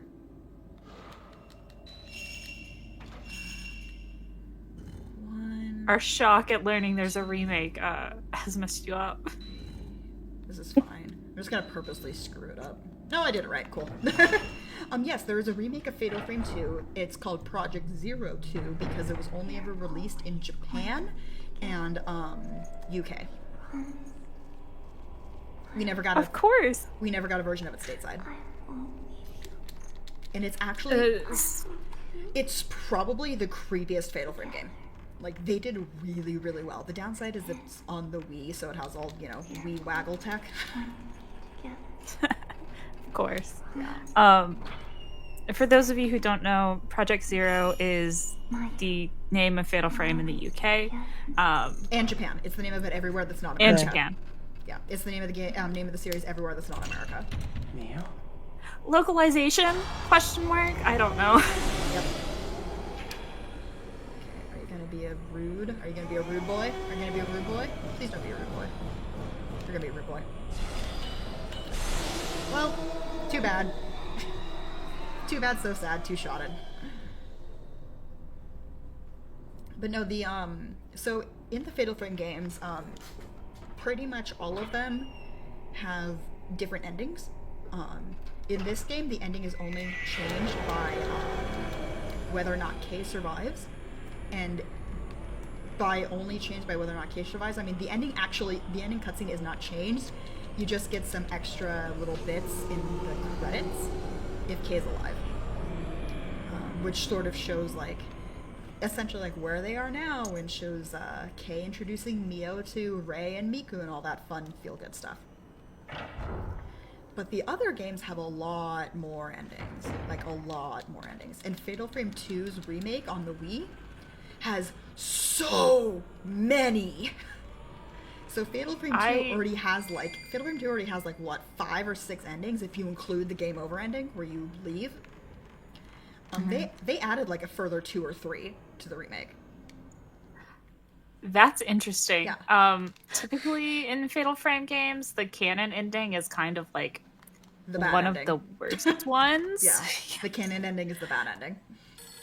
I know when they re-released Fatal Frame 1, they added like a perfect ending where everybody gets out alive. Yeah. That one's not canon at all in the Yeah, the Xbox versions of Fatal Frame 1 and 2 have an extra ending that is the everybody gets out fine ending that is only available on the higher difficulties.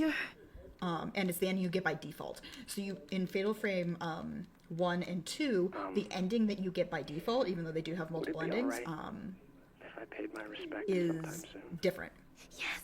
And it's based off your difficulty. I'd like to say goodbye Fatal to Frame him. 3 was only ever released on the PlayStation 2, so you get what you get with it.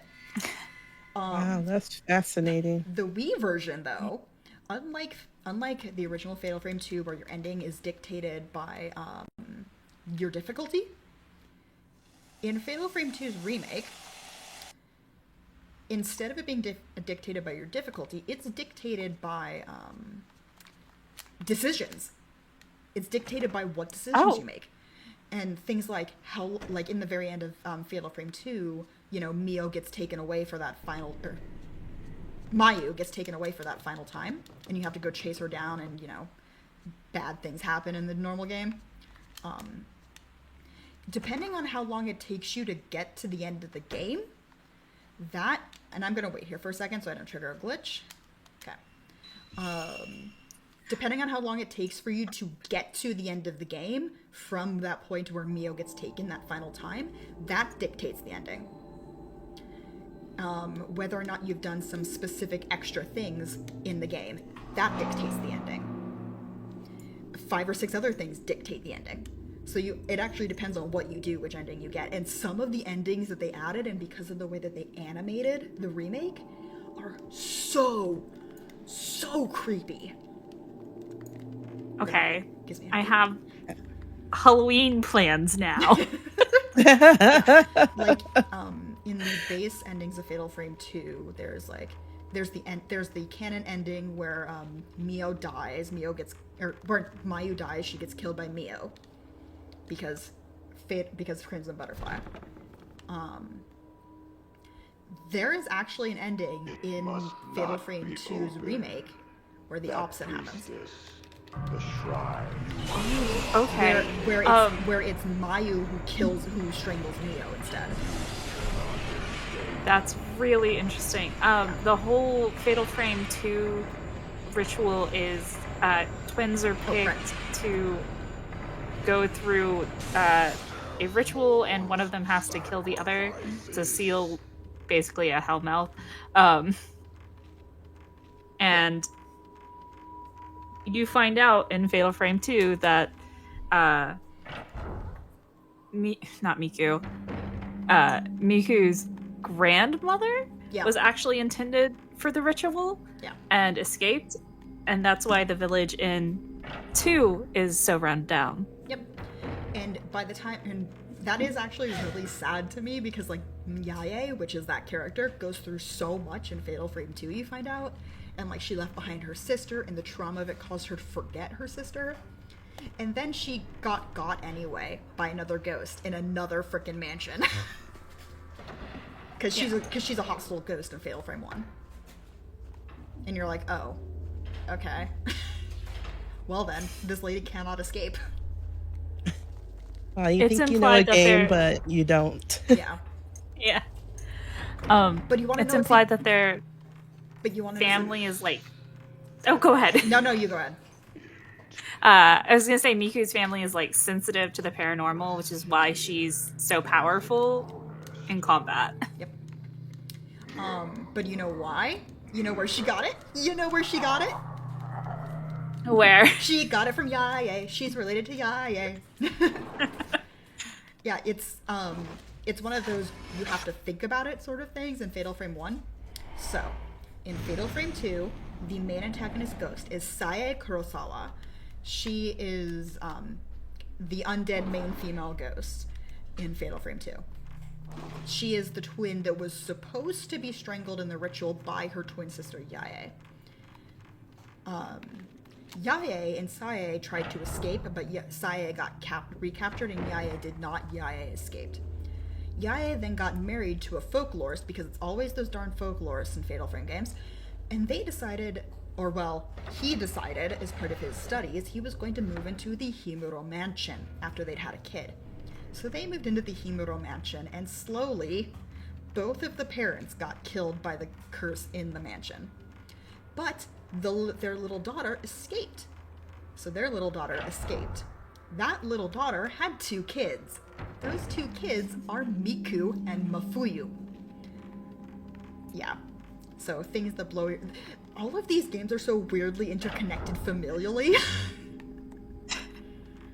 It's really like the building of lore over the series history is very good. Oh yeah. Be allowed to continue. Please don't hit me. Please don't hit me. Please don't hit me. Please don't hit me. Please don't hit me. Thank you. Also, I had a thought. I know you play Haunting Ground. I know you have played Fatal Frame 2. Mm-hmm. I imagine you've played at least parts of Silent Hill 2. Oh yeah, yeah. All of the really famous like survival horror games of that era Hold that thought for a second, because I don't know when she's gonna run away. There's a bunny on my screen. Okay, the bunny's gone. So please continue. Are at least partial escort missions, because I would argue Fatal Frame 2 is basically an escort mission. Yeah, game. Fatal Frame 2 is an escort mission for about half of the game, I would say, because Mayu gets kidnapped like 4 times over the course of Fatal Frame 2. However, I would argue that the escort mission part of Fatal Frame 2 doesn't really count. And you want to know why? Mayu can't die. So it's actually a good thing to let Mayu. It's a good thing to let Mayu get grabbed by a ghost, because it gives you a free Fatal Frame shot. And she can't die. You can literally like sit there with a ghost pulling on her arm for like 50 minutes and nothing happens. That's hilarious, and I love that. I'm going the wrong way. Yeah, phone, that's right. I can't actually hear the game very well because I have earbuds in. Yes. Kurosawa speaking? Oh, there's a bunny on the screen again. Hello, bunny. Miku? Let me out! we're getting another phone call from Yoshi. Hi, Yoshi, I missed you. Okay, we're just gonna sit here for a second. Yeah, there's 2 phone calls. That's all you have to do in this daytime section. Hello? This is Amakura. But you want to know another weird Well, familial connection that's in this game? Or in this series? Of course. So, the creator of the camera obscura, I can't remember what his name is off the top of my head, because it's been a while, but the creator of the camera obscura, he is related to you, as in Ray's fiance, Ray's dead fiance. That's the reason why you had the camera obscura. Wow, okay. Yep. That's the reason why you had a real life camera obscura, not the ghost mansion one. Wow, okay. Yeah, and it's also, I think it's implied that the reason why all of the characters are suddenly able to get the camera obscura in the manner of sleep is because Ray found the actual one in their house, and that's what lets them have it in the dream world. But yeah, you, as in the fiance you, is... Come on, game. Fine, you're just gonna give me the slow walk? There we go. Yeah, you is related to the creator of the camera obscura. I wish I could remember his name. And one other character is... Right. If I remember correctly... Hisoka Kurosawa, I think her name's Hisoka, from Fatal Frame Maiden of Blackwater, the 5th game, is also related to him. But her last name's also Kurosawa, so she's also related to Ray. Yeah, this game has a very, very close-knit, We need another showcase to just show all these connections and go over all the Just lore. a family tree. Yeah, the family tree of Fatal Frame characters is... Oh, I'm going the wrong way. Yeah, I'm going the wrong way. The Fatal Frame family tree is about is a mile wide and an inch deep. I was gonna say, you mentioned Ray finding the camera obscura. Yeah. It's important to remember Miku's is actually broke. Like the one her family inherited is actually broken because the mirror in it shattered when she defeated the Shrine Maiden. Kyrie from the first game.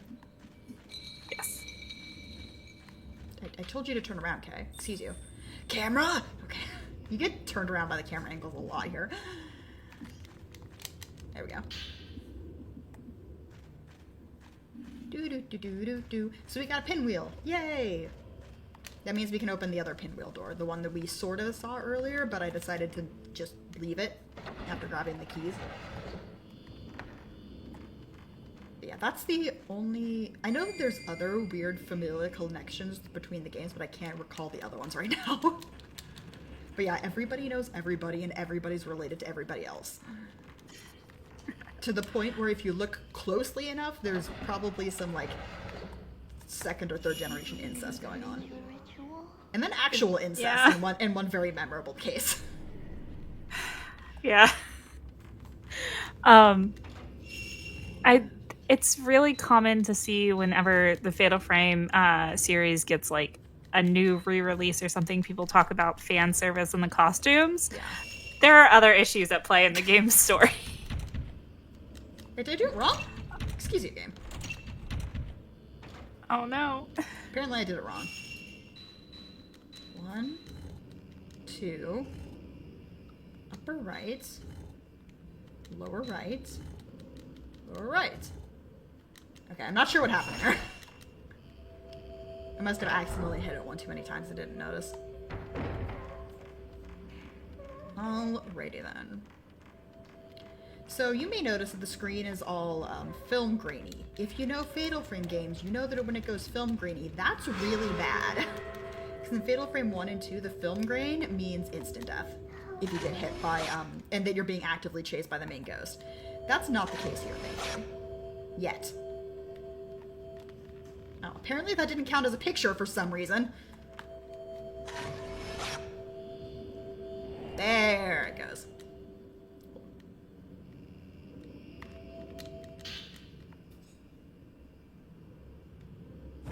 Yay, we got a candle.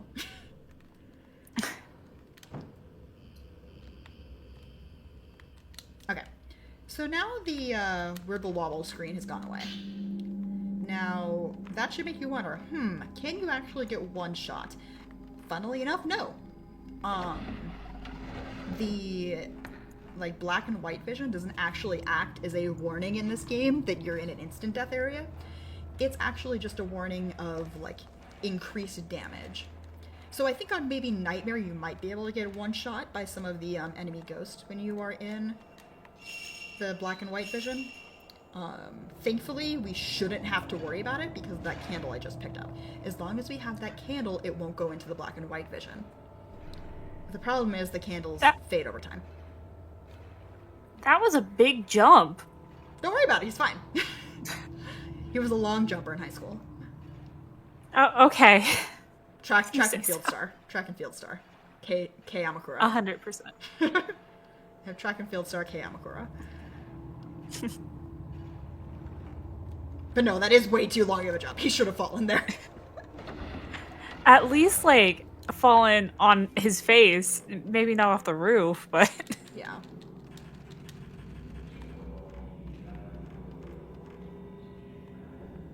Oh no, there's a red filament. Whatever will I do? Just keep walking. Just keep walking. Just keep walking. Yeah, it's because of this. That's why there's a red filter. Because in the other Fatal Frame games, if I remember correctly, red filament means you're being attacked by a ghost. Blue filament means there is a stationary ghost you can take a picture of. That's not it in this game because this game does weird things with the filament. Red means it depends on the character. So red just means there is a ghost around. When you're playing as K, it just means there is a ghost. Blue means there is a ghost, but he is hiding. If I remember correctly, there is an item. Yep, that's what I thought. So I'm picking this up for safety because I'm on Nightmare. If I was doing a real run, I wouldn't be picking that up. Now you may notice my candle's going away. That is partially an effect of me being on Nightmare. It goes away faster on higher difficulties. Thankfully, again, we don't have to worry about it. But there is one big problem with the candles. So if the candle goes away, not only do you have to worry about, the black and white vision increasing damage, you have to worry about Reika. Because of it, I can't remember if it's just she immediately starts chasing you, or if it's every random ghost encounter you would have normally is instead Reika. And she can, I think she can one-shot you on her. Sounds like a party. Oh, hi there. How are you doing? Hello. Oh my god. I think those are the engravers again. Ooh, hello. Hello. Please don't hit me. Please don't hit me. Please don't hit me. Please don't hit me. Please don't hit me. Please don't hit me. Okay, it's fine. This is fine. Okay, they're gone. So the problem there was, since it zooms in on the boss ghosts, the problem that we get is it zoomed in on the boss ghosts, and because of that, I couldn't move. And because I couldn't move, you can actually get attacked while watching one of the ghosts die. It has happened to me during speedruns before, and it is a pain.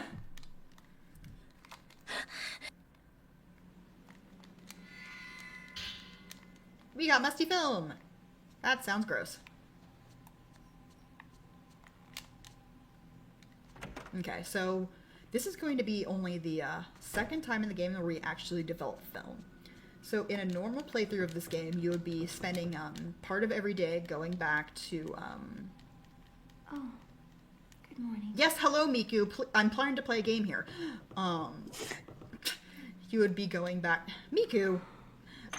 You would be going back to develop film a bunch. It feels so cold. Okay, apparently I have nothing to say to you. You go back to develop film a bunch because you'd be taking a bunch of pictures and they need developing, blah, blah, blah. In the speedrun, you only develop 2 photos in the whole game. Out of the, 40 or 50 you can develop, you only ever develop 2 because only 2 are required for progression. Ignore the bloody handprints on the shower mirror. It's fine. It's fine. Don't worry about it. Okay. So time to go into Miku's final chapter. So we're actually getting relatively near the end of the game. We still have like a half an hour, 40 minutes, but we only have 3 chapters left. 3.5 if you consider like the final boss stuff being their own chapter. It's a ghostie! In the real world. Ray? What's the matter? Now, I can never remember if you actually have to talk to her or not. Miku. So, Miku is further along in the Manor of Sleep than... So, Kay has been in the Manor of the Sleep the longest, because apparently Fatal Frame 2 actually happens before Fatal Frame 1. Or it happens very soon after Fatal Frame 1. But, yeah. Miku has been in the Manor of Sleep second longest, and... or the other way around, but either way, Ray's been in the Manor of Sleep the least, because she's only been, it's only been 6 months since her fiancé died.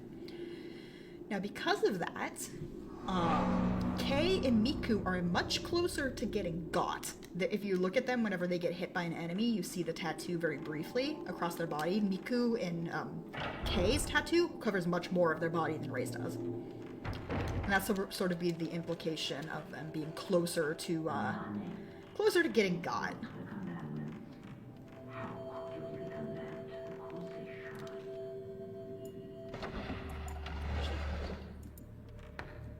What am I doing? What am I doing? Can I go through the story yet? I actually cannot remember if I can go through the story yet, so I'm gonna try it. Oh, I can. Cool. This is the door that I was mentioning that is locked for 2/3 of the game for no reason, and the game doesn't tell you when the door unlocks.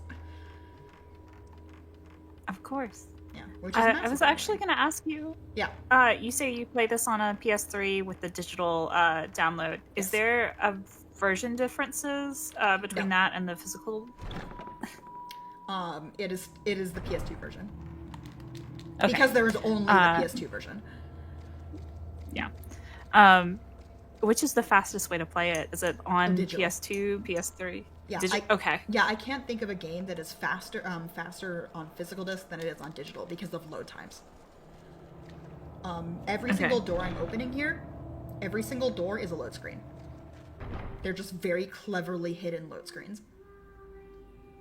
And the amount of time where your character is paused in front of the door with like their hand on the doorknob, quote unquote, that is how long the load is. So you open the doors faster if you're on a faster console. You open the doors, it takes a little longer to open the door if you're on a slower console.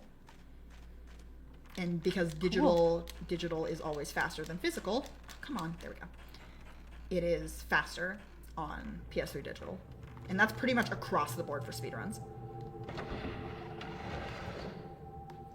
The only game and also another weird speedrun thing, as far as I know, universally speaking, PS1 games are fastest on a PS2, and they are faster than they are on a PS3. As long as they don't have a digital version. That's interesting. Okay. But it gets more interesting with one exception. There is one exception where it is faster on a PS3 on disc than it is on a PS2. One exception. As far as I know. And that is the game Galarians for PS1. And only the Japanese Galarians? version. And only the Japanese Really? version. Only That the game Japanese of all version. games? Yeah. Okay, in Japanese Galarians mention. Galarians. And that is... And Galarians and only the Japanese version. Because the Japanese version has a bug in it that causes it to load really slowly on PS2s. That's interesting. Okay. Yep. So, fun fact that has absolutely nothing to do with Fatal Frame.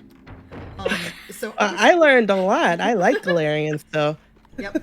So I just got the commandment book from that same spot where Kay got the first candle. And I'm also being actively chased by the Kusabi right now.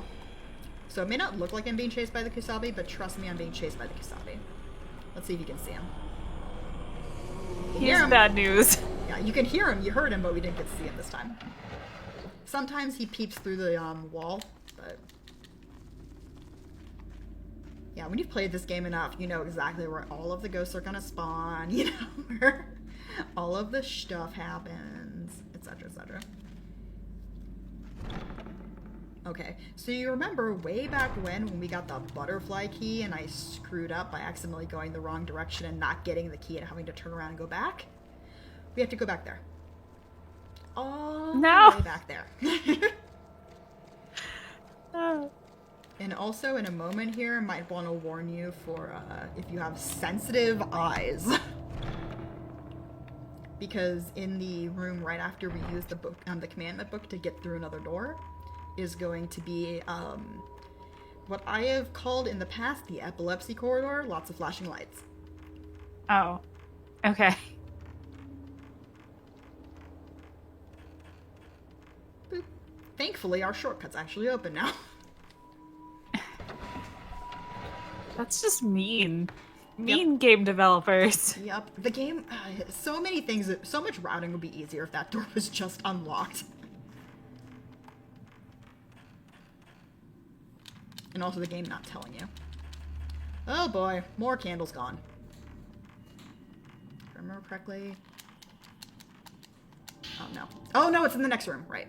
So, just for safety reasons, I'm going to be picking up a few of the candles. Usually when I'm speedrunning this game, no matter what difficulty I'm on, I never pick up the candles. Just for safety reason, because I'm on Nightmare, and the last thing I want is to get bodied by Reika, I'm going to pick up some more candles. And there happens to be one in this corner. Oh. Cool. So earlier in the game, there is, if I remember correctly, there is items in those spots, but they're like generic, so this is the corridor, by the way. There are generic, items. I think it's type 14 film is what we would find there, but by this point in the game, they get replaced by candles. Okay, thankfully we never have to go into that room again.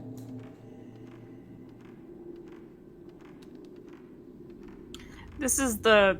I can't remember if this is from 1 or if this is from... This is not from 1. This is part of the, okay. This is part of the actual manor. Because in the lore of Fatal Frame 3, the ritual for the tattooed priestess is am I being... Oh, okay. No ghost. Cool. Why? The tattooed priestess has... Before she gets tattooed, I believe? Yeah.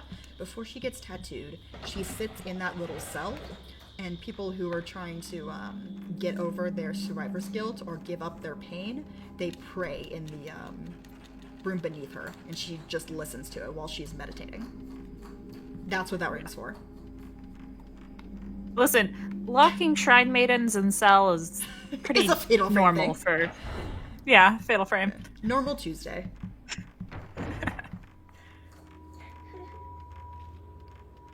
Alright, so now I have to take this mirror all the way to where Kay used it in the previous chapter. Or, well, not where Kay used, but where Kay saw it. So where we fought the engravers. And when we do that, we have to do another fight. Because I think you do like 3 fights in that room. Oh no. No, it's a little bit later on that you do the fight. Never mind, I'm getting my chapters mixed up again. Bear with me. There's 13 of them. And there's a lot of backtracking. Oh wait, no, in there this is a game, fight. and Never mind, I was wrong again. There is a fight. I was I'm trying here. to cover for you. I don't need to be covered for. It's fine. This is fine. Oh, where's she at? There she is. Hello. Hi, Yashu. How are you? Yashu. Double shot. Oh, I missed the third one because I forgot. No, I got the third one. Never mind. One-shotted. Do-do-do-do-do-do.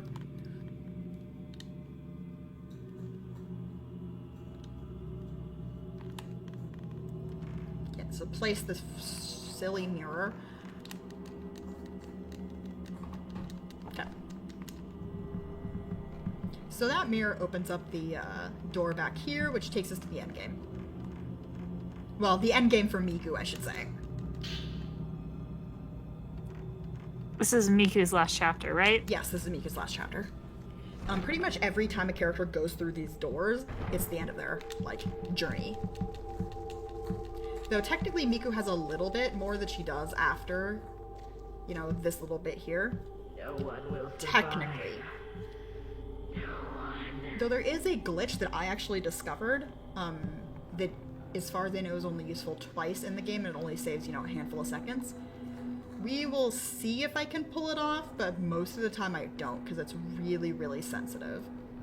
And it only saves you a couple seconds. But it'll be after this fight. I'll let you guys know when we get to that point. We're just slowly making our way down. Hey, remember I mentioned a pit with shrine maidens? Mm-hmm. We're going down a pit. Welcome to Fatal Frame. Sounds like a good time. Sounds like a Fatal Frame. Oh, hey, look, there's a ghost shrine maiden down there, or a ghost handmaiden. I'm sure she's fine. So yeah, part of the game is men are not allowed in the shrine. Like in this inner shrine area. But Reika's boyfriend wanted to see her one last time. So who let him into the shrine? The little girl Amane, because it's her brother. Yep. Yep, and because she did that is the reason why the boyfriend was able to see Reika one last time and screw up the ritual. So what did they do to little Amane? Well, they had some extra stakes. I'll just say that much. So they did sacrifice the other 3 handmaidens, but she got killed. She got killed As by punishment. She got killed by the handmaidens. Yep. There's not a lot of, like, really happy endings in Fatal Frame. There's a lot of tragedy. There's really not.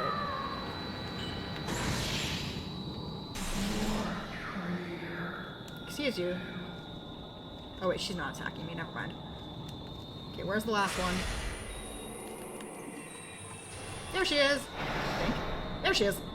Hi honey, how you doing? How you doing? How you doing? Did I get the second one? I did. So that's all 3 of them. And now we have to wait at the door for the pop-up Amane, I believe, to appear in the top right. I think. Or maybe it's later. Nope, it's later. Okay, cool. Okay. Me getting chapters screwed up again. It's her brother! Except it's not. That's the actual, the guy who screwed up the ritual. But, let's see if I can catch it. It's Mifuyu! So if you look at it, if it's on the, like, this character screen, the third person screen, it shows up as being, Reika's boyfriend or Amane's brother. If you look at it through the viewfinder, it shows up as Mifuyu. Interesting. Okay. Yeah. Because it's, you know, ghosts that are paired because they have similar stories to each other. Miku's trying to chase down her brother's ghost, so it looks like a Mifuyu in the viewfinder. With you.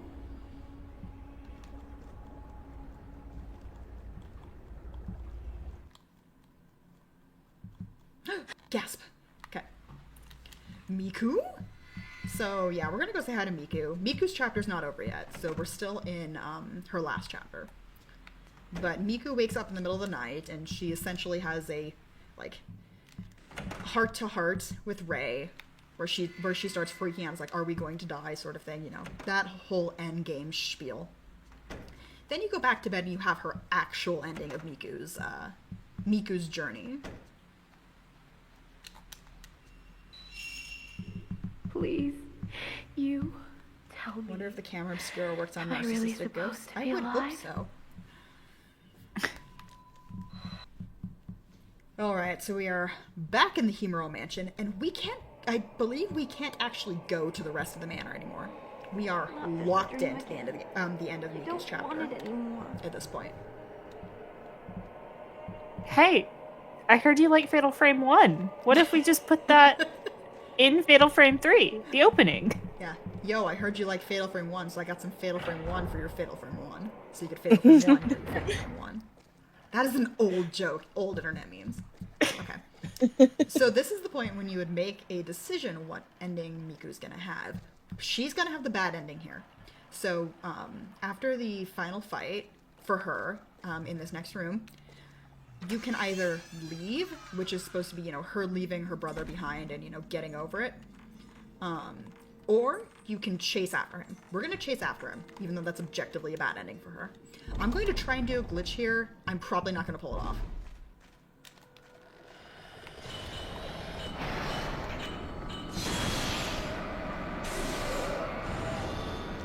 Okay, close enough. Am I in a good spot? Maybe. Okay, I'm in a good spot. Cool.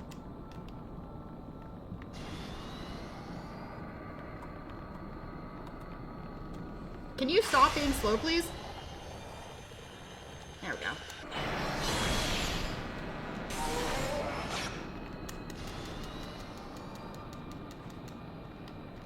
Oh, wait, is he still alive? Oh, you are still alive. Oops.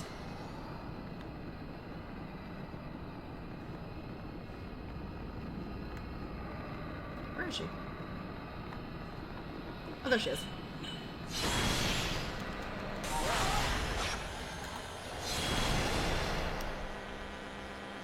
I forgot again that I was on, Come on. There we go. I have to say, you're making this fight look very easy. These ghosts are very difficult to, like, keep a view on. I did not get the glitch. So there is a thing in this game where before the game takes control away from you, you have, like, a half a second to control the character. Is just long enough to get like a couple interactions, and if you're in a good enough spot and you get lucky enough at that specific moment, you can interact with the like rope thing there, and it brings up a text box, and that text box breaks that little mini cutscene there where Miku was at the door and she was thinking about Mafuyu. You're not supposed to be able to move during that, but if you're able to trigger the glitch, you can move during that. So that's what I was trying to do. That's what I was trying to do, but I've only ever actually managed to pull it off a couple times during a run. There's going to be an instance of it later that's a bit easier to pull off, so maybe you guys will be able to see it. Okay, so now here is when I needed to go to use desk.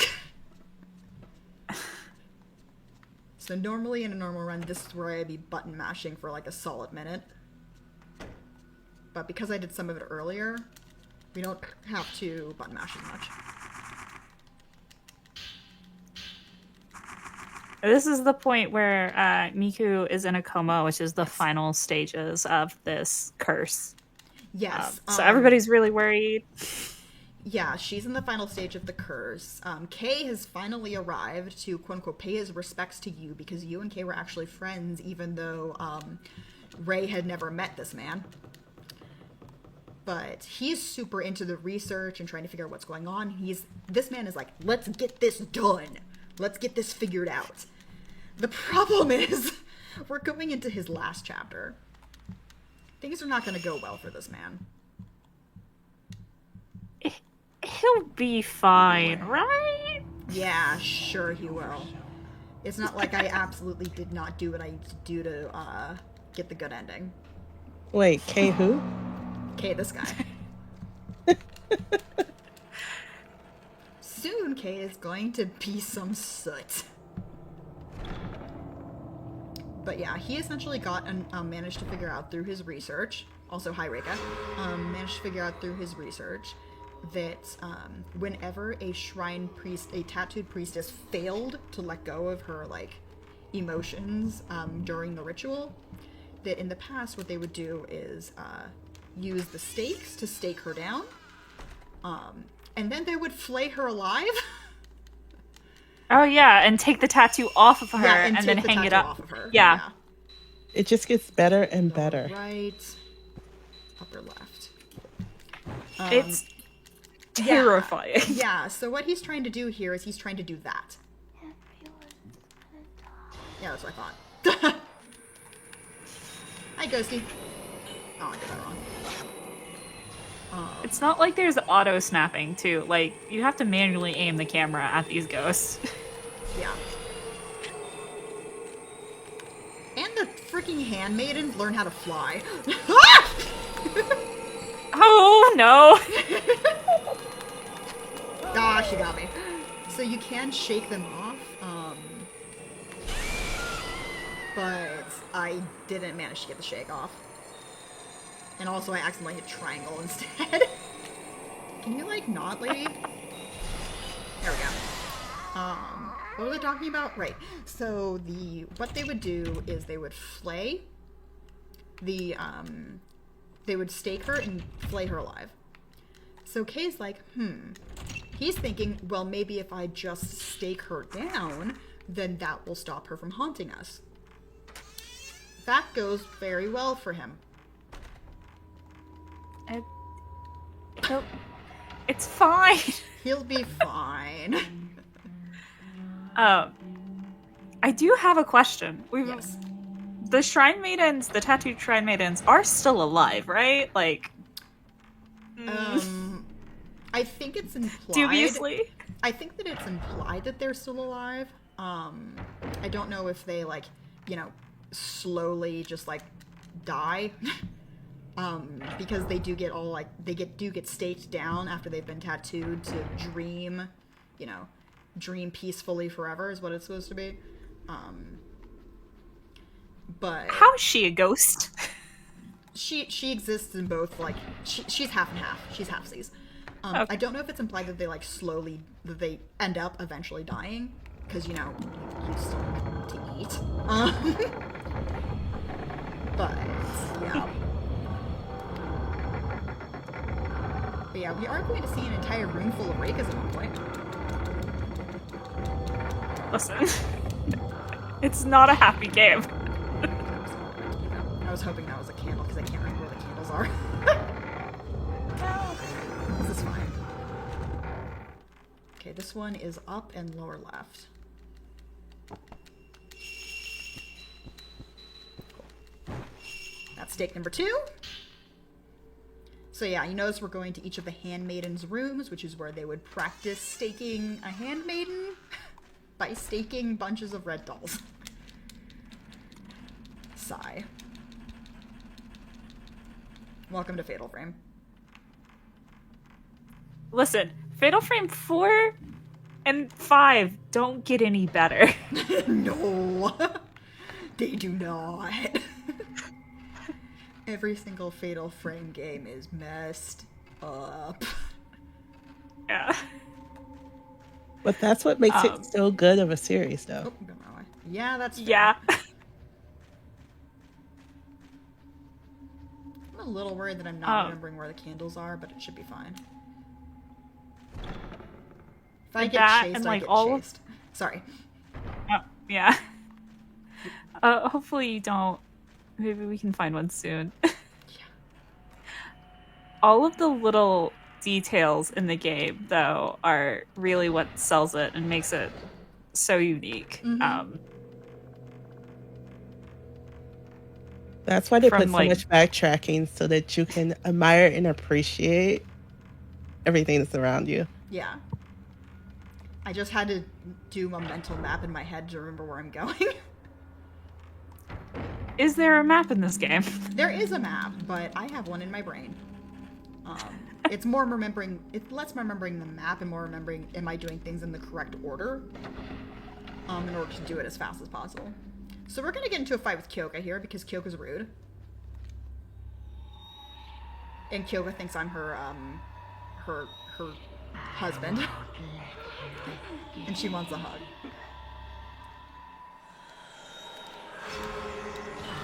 So that's actually hair on the wall, because Kyoka was the mom of the tragedy boy in this one, and the shrine maiden that died, or the handmaiden that died. And she fell in love with this man, and he complimented her hair, and this man was killed by her mother, and she kind of lost her mind and started cutting off her hair and pinning it to the wall in hopes that he would come back for her. Woman, I swear. Okay, there we go. Got her. Yes. What you said. My child. So that's going to be the last time we see Kyoka, I believe. Because I don't think we have to fight her again. But the way that you save Kay, if you're getting the good ending, is you need to go and fight Kyoka, so that ghost, in some specific areas, in order to get a certain key. I think it gets, the earliest you can do it is chapter 10, which is Kay's chapter before this one. You need to go fight Kyoka in a few specific rooms in order to get a key to unlock a room to get another key. Oh, wait a minute. Ha! I remember where light was. In order to get an earring of Kyoka's dead husband. So there's 2 of these earrings. Rei finds one, and Kay can optionally find one. If Kay finds one, Reika doesn't kill him. If Kay does not find it, Reika kills him.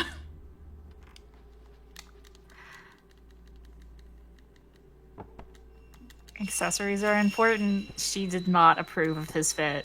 Exactly. Okay. All right. So the reason why is the earrings were Reika's boyfriends that were given to him by his father, who was Kyoka's husband. That's the whole, everything comes full circle. Everybody in Fatal Frame is related to each other. Yep. That woman was Reika's boyfriend's mother. It's really interesting how many like little side stories are going on top of the 3 of them exploring the mansion. Oh yeah. All right, so we got one more stake to get. Hello, Engraver. It's gonna be, so when I was in that like snowy courtyard area, you saw that I went to one doll room, but I didn't go to the other one. We're going to go to the other one now. It's just because of the way it routes out, it's easiest to do it in a big circle like this. Also because if you were to go to the, go grab that other one, Reiko would attack you, because she's in that room when you first go there. Oh. Why? Well, because when I started the chapter, I said, hi, Reiko, when I went around that corner. It's because she's just chilling. Yeah, because she's just chilling in there. But if you, so you just go the other way and get everything in that order. Because by the time you, like, get to this point, by the time you've gotten the other 3 and you loop back around, Reika's no longer in this room. Okay, so this one is up, upper right, center, left, lower right. Cool. And yes, I have all of this written down. We can still make it. Okay, game. Cool story. Kay had to chuckle to himself for a minute there. It's not like we have places to be. He thinks he's so smart. He does. He thinks he's so smart. He's not. He's got this all figured out. He's gonna be the hero that saves the day, saves everyone. Yep, saves absolutely everyone. So if I hadn't have gotten that candle, I would have probably gotten attacked by Reika, probably in this room. Usually it's fine, because sometimes during the speedrun, I do get attacked by Reika. In this room specifically, because this is usually where I run out of the candle. But, I just wanted to grab a candle because I just didn't want to deal with that. Because it's stressful when she starts chasing you.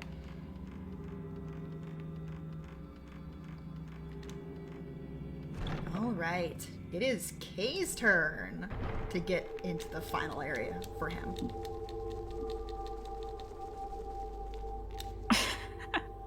What?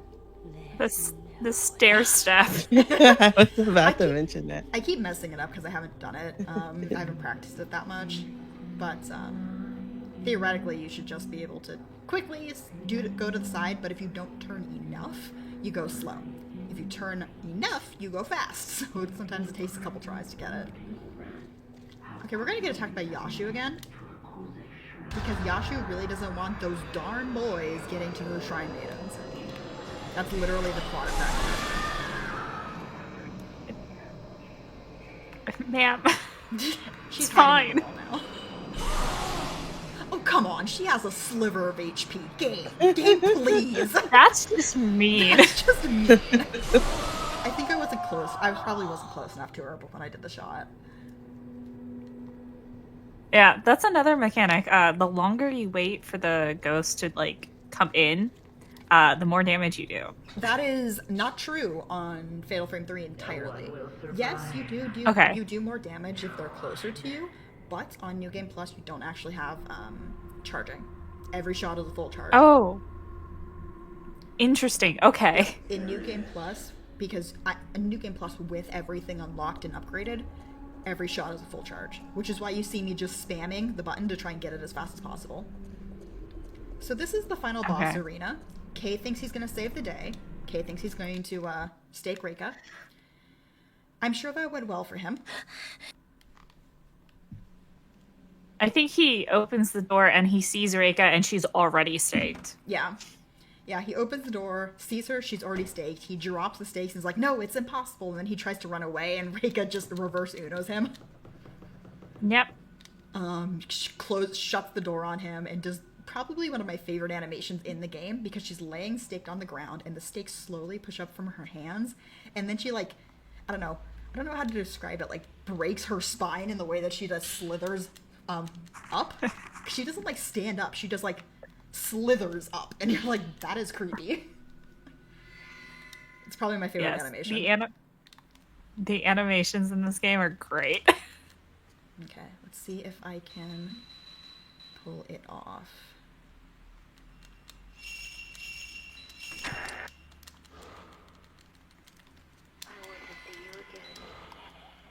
Cool.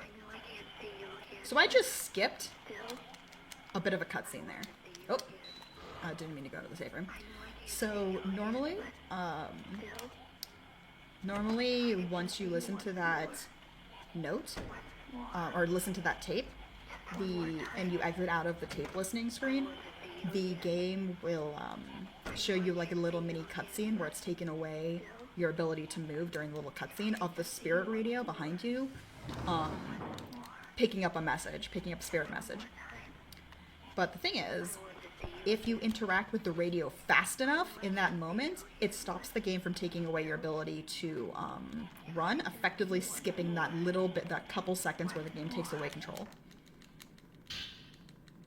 So that's the glitch I was talking about earlier. It's a lot easier to pull off there than it is during the Miku fight. So the earring that I just picked up is the earring that I was talking about earlier. So because Reika has that earring, she's going to be able to survive getting to the final fight. I love how they keep Ray's glasses on, even when she's in her nightgown.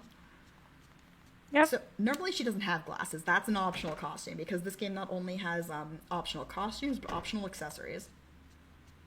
Also, Kay is just a soot stain. So if you were getting the good ending there, he would be in a coma on your couch.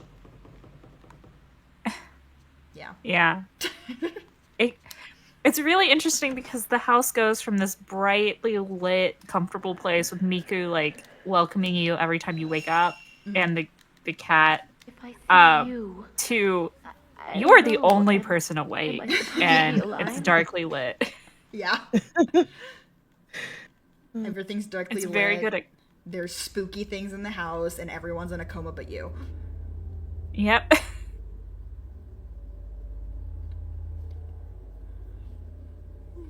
So we're going into the last chapter here. We're going to be starting it in a minute, though, because I think we have a little bit... Yeah, we gotta go chase down the fiancé!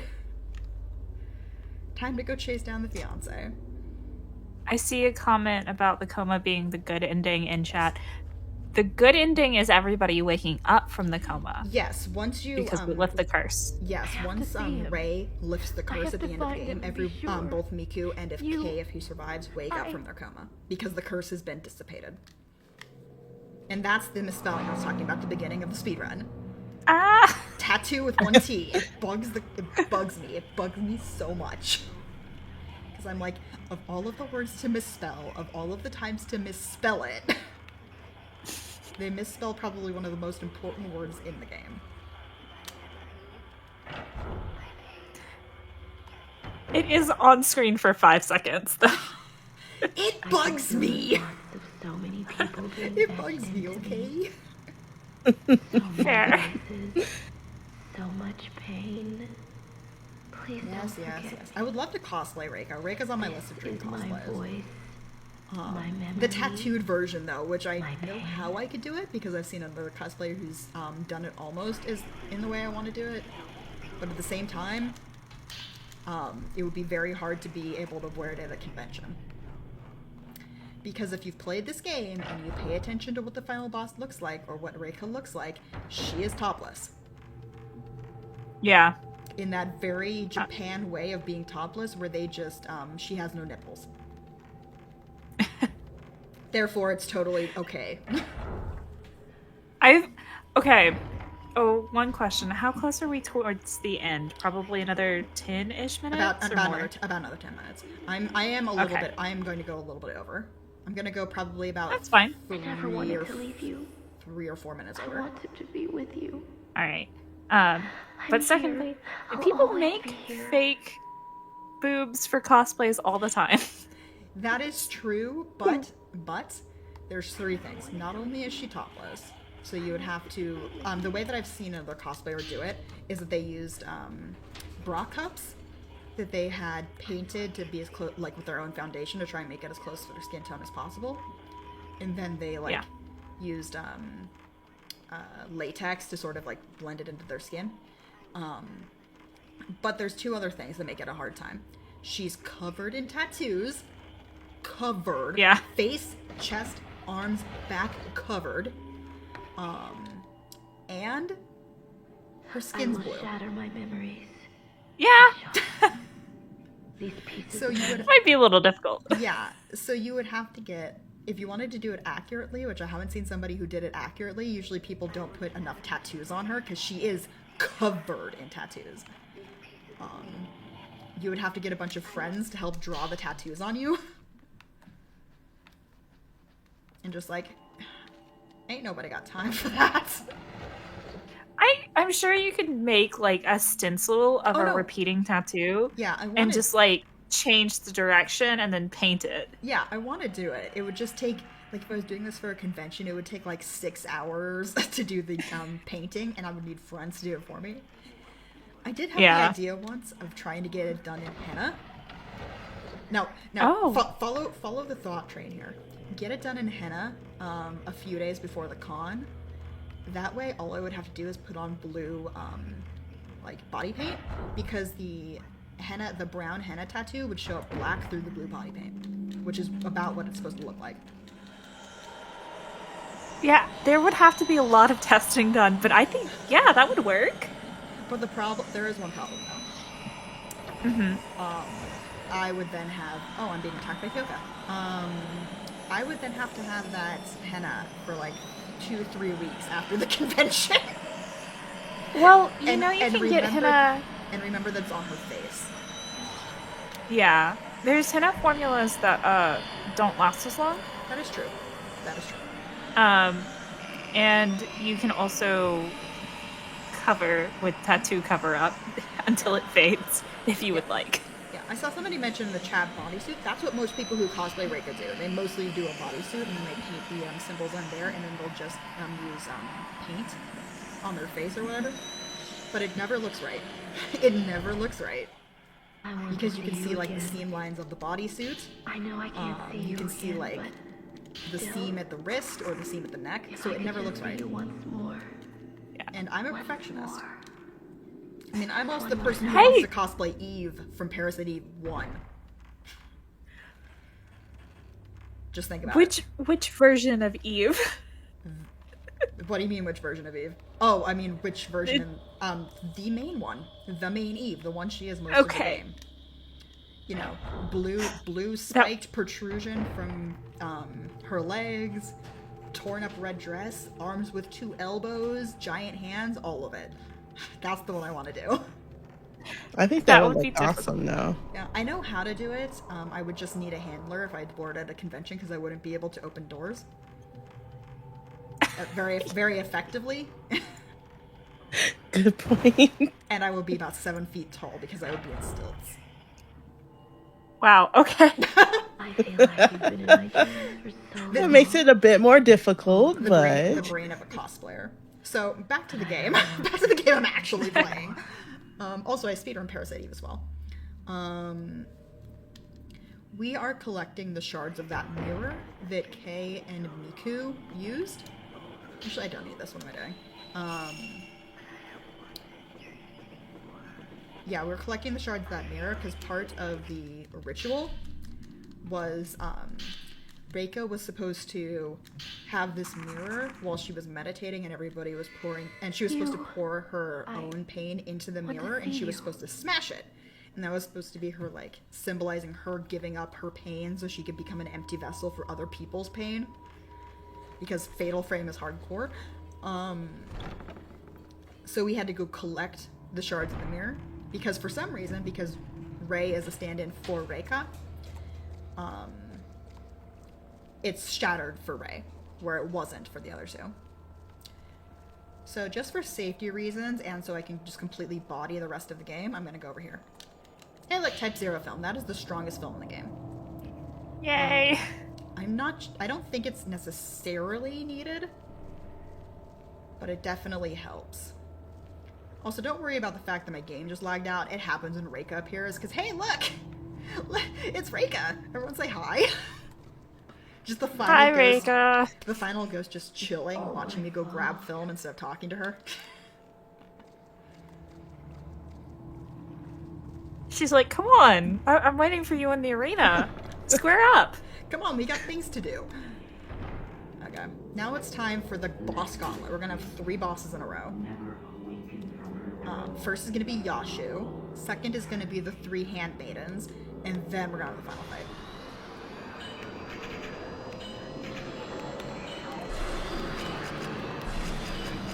Excuse you. There we go. I was like, why are you not attacking? Do either of you have like a favorite ghost in the game? In this game? In any of them? Favorite ghost. If I had to pick a ghost, it would probably be either Reika or Sae. I have actually cosplayed Sae. I like Reika just because this is my favorite Fatal Frame. And I like Sae because Sae is just a treat of a ghost. If you've ever played Fatal Frame 2, you understand. True. Linear, do you have a favorite ghost? yeah, I was gonna say probably would be Saye from Fatal Frame 2.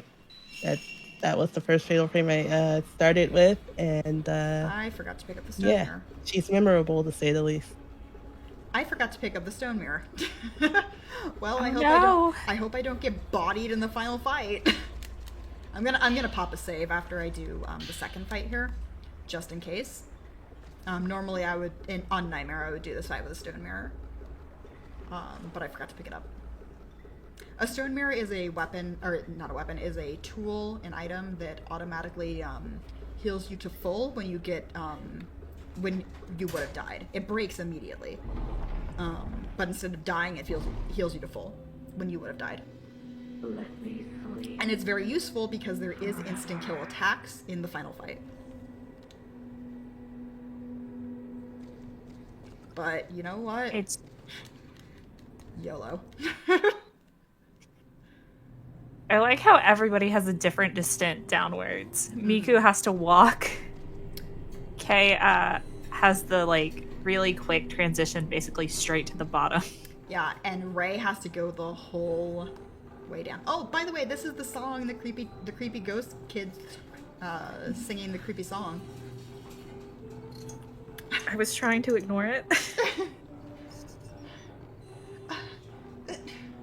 I currently have a bunny that has jumped onto a bookshelf.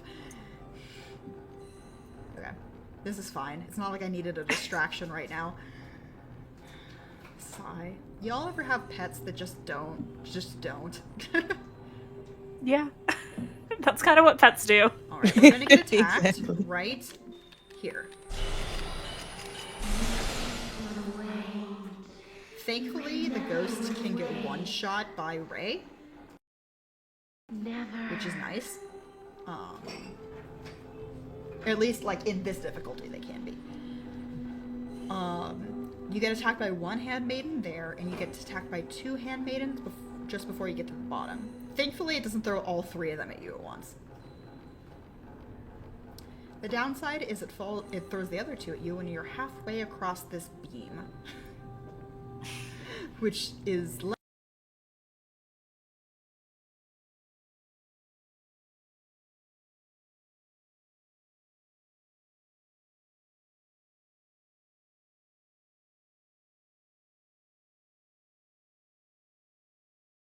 than ideal because you walk really slow across them.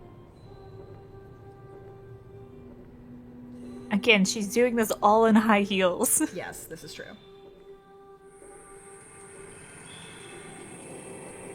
Okay, for safety reasons, don't you dare. Okay. For safety reasons, I was waiting until there. So that's one of them. I'm not sure if I did enough damage to take her out, but we'll see.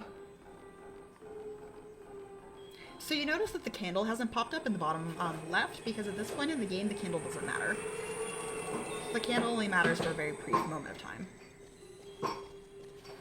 Okay. Where is she? There she is! Are you gonna come say hi?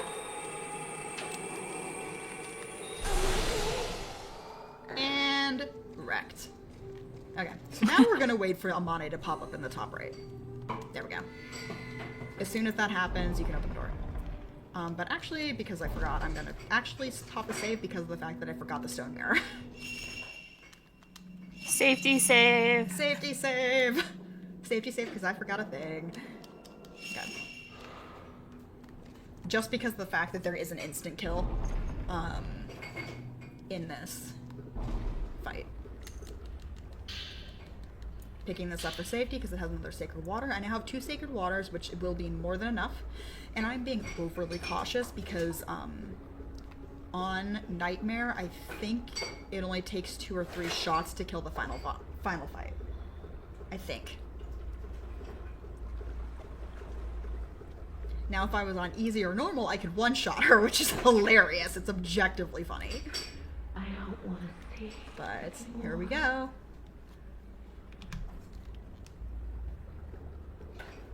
You'll know that we're in the instant kill mode if Ray gets thrown into a really, really rude black and white vision where you can only see about 3 feet around Ray. I don't want to see And if you get touched, you die. anymore. Alright, so here's all of like the ghosts trying to get to the afterlife, but they can't because of the curse, so they're stuck. No one will survive. One?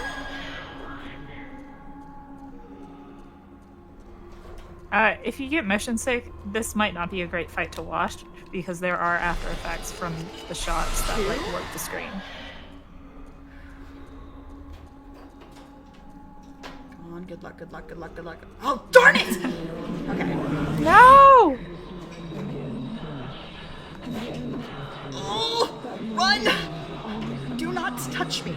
So I'm actually going to keep her on my screen. I'm being very careful.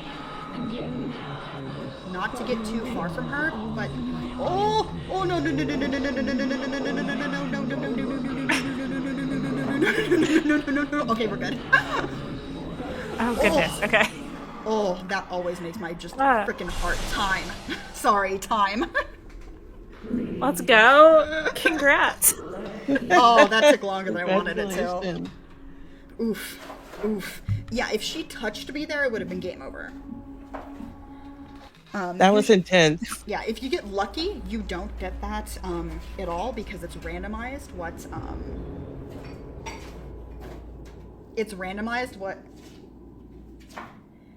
it's randomized what pops up, but yeah, that was Fatal Frame 3. Would you guys like to see a bunny real quick? Because I currently have one that's trapped and trying to fight its way out from underneath a box. Yes, quickly. Okay. See a rabbit. Ellie, why are you like this? While this creepy cutscene plays.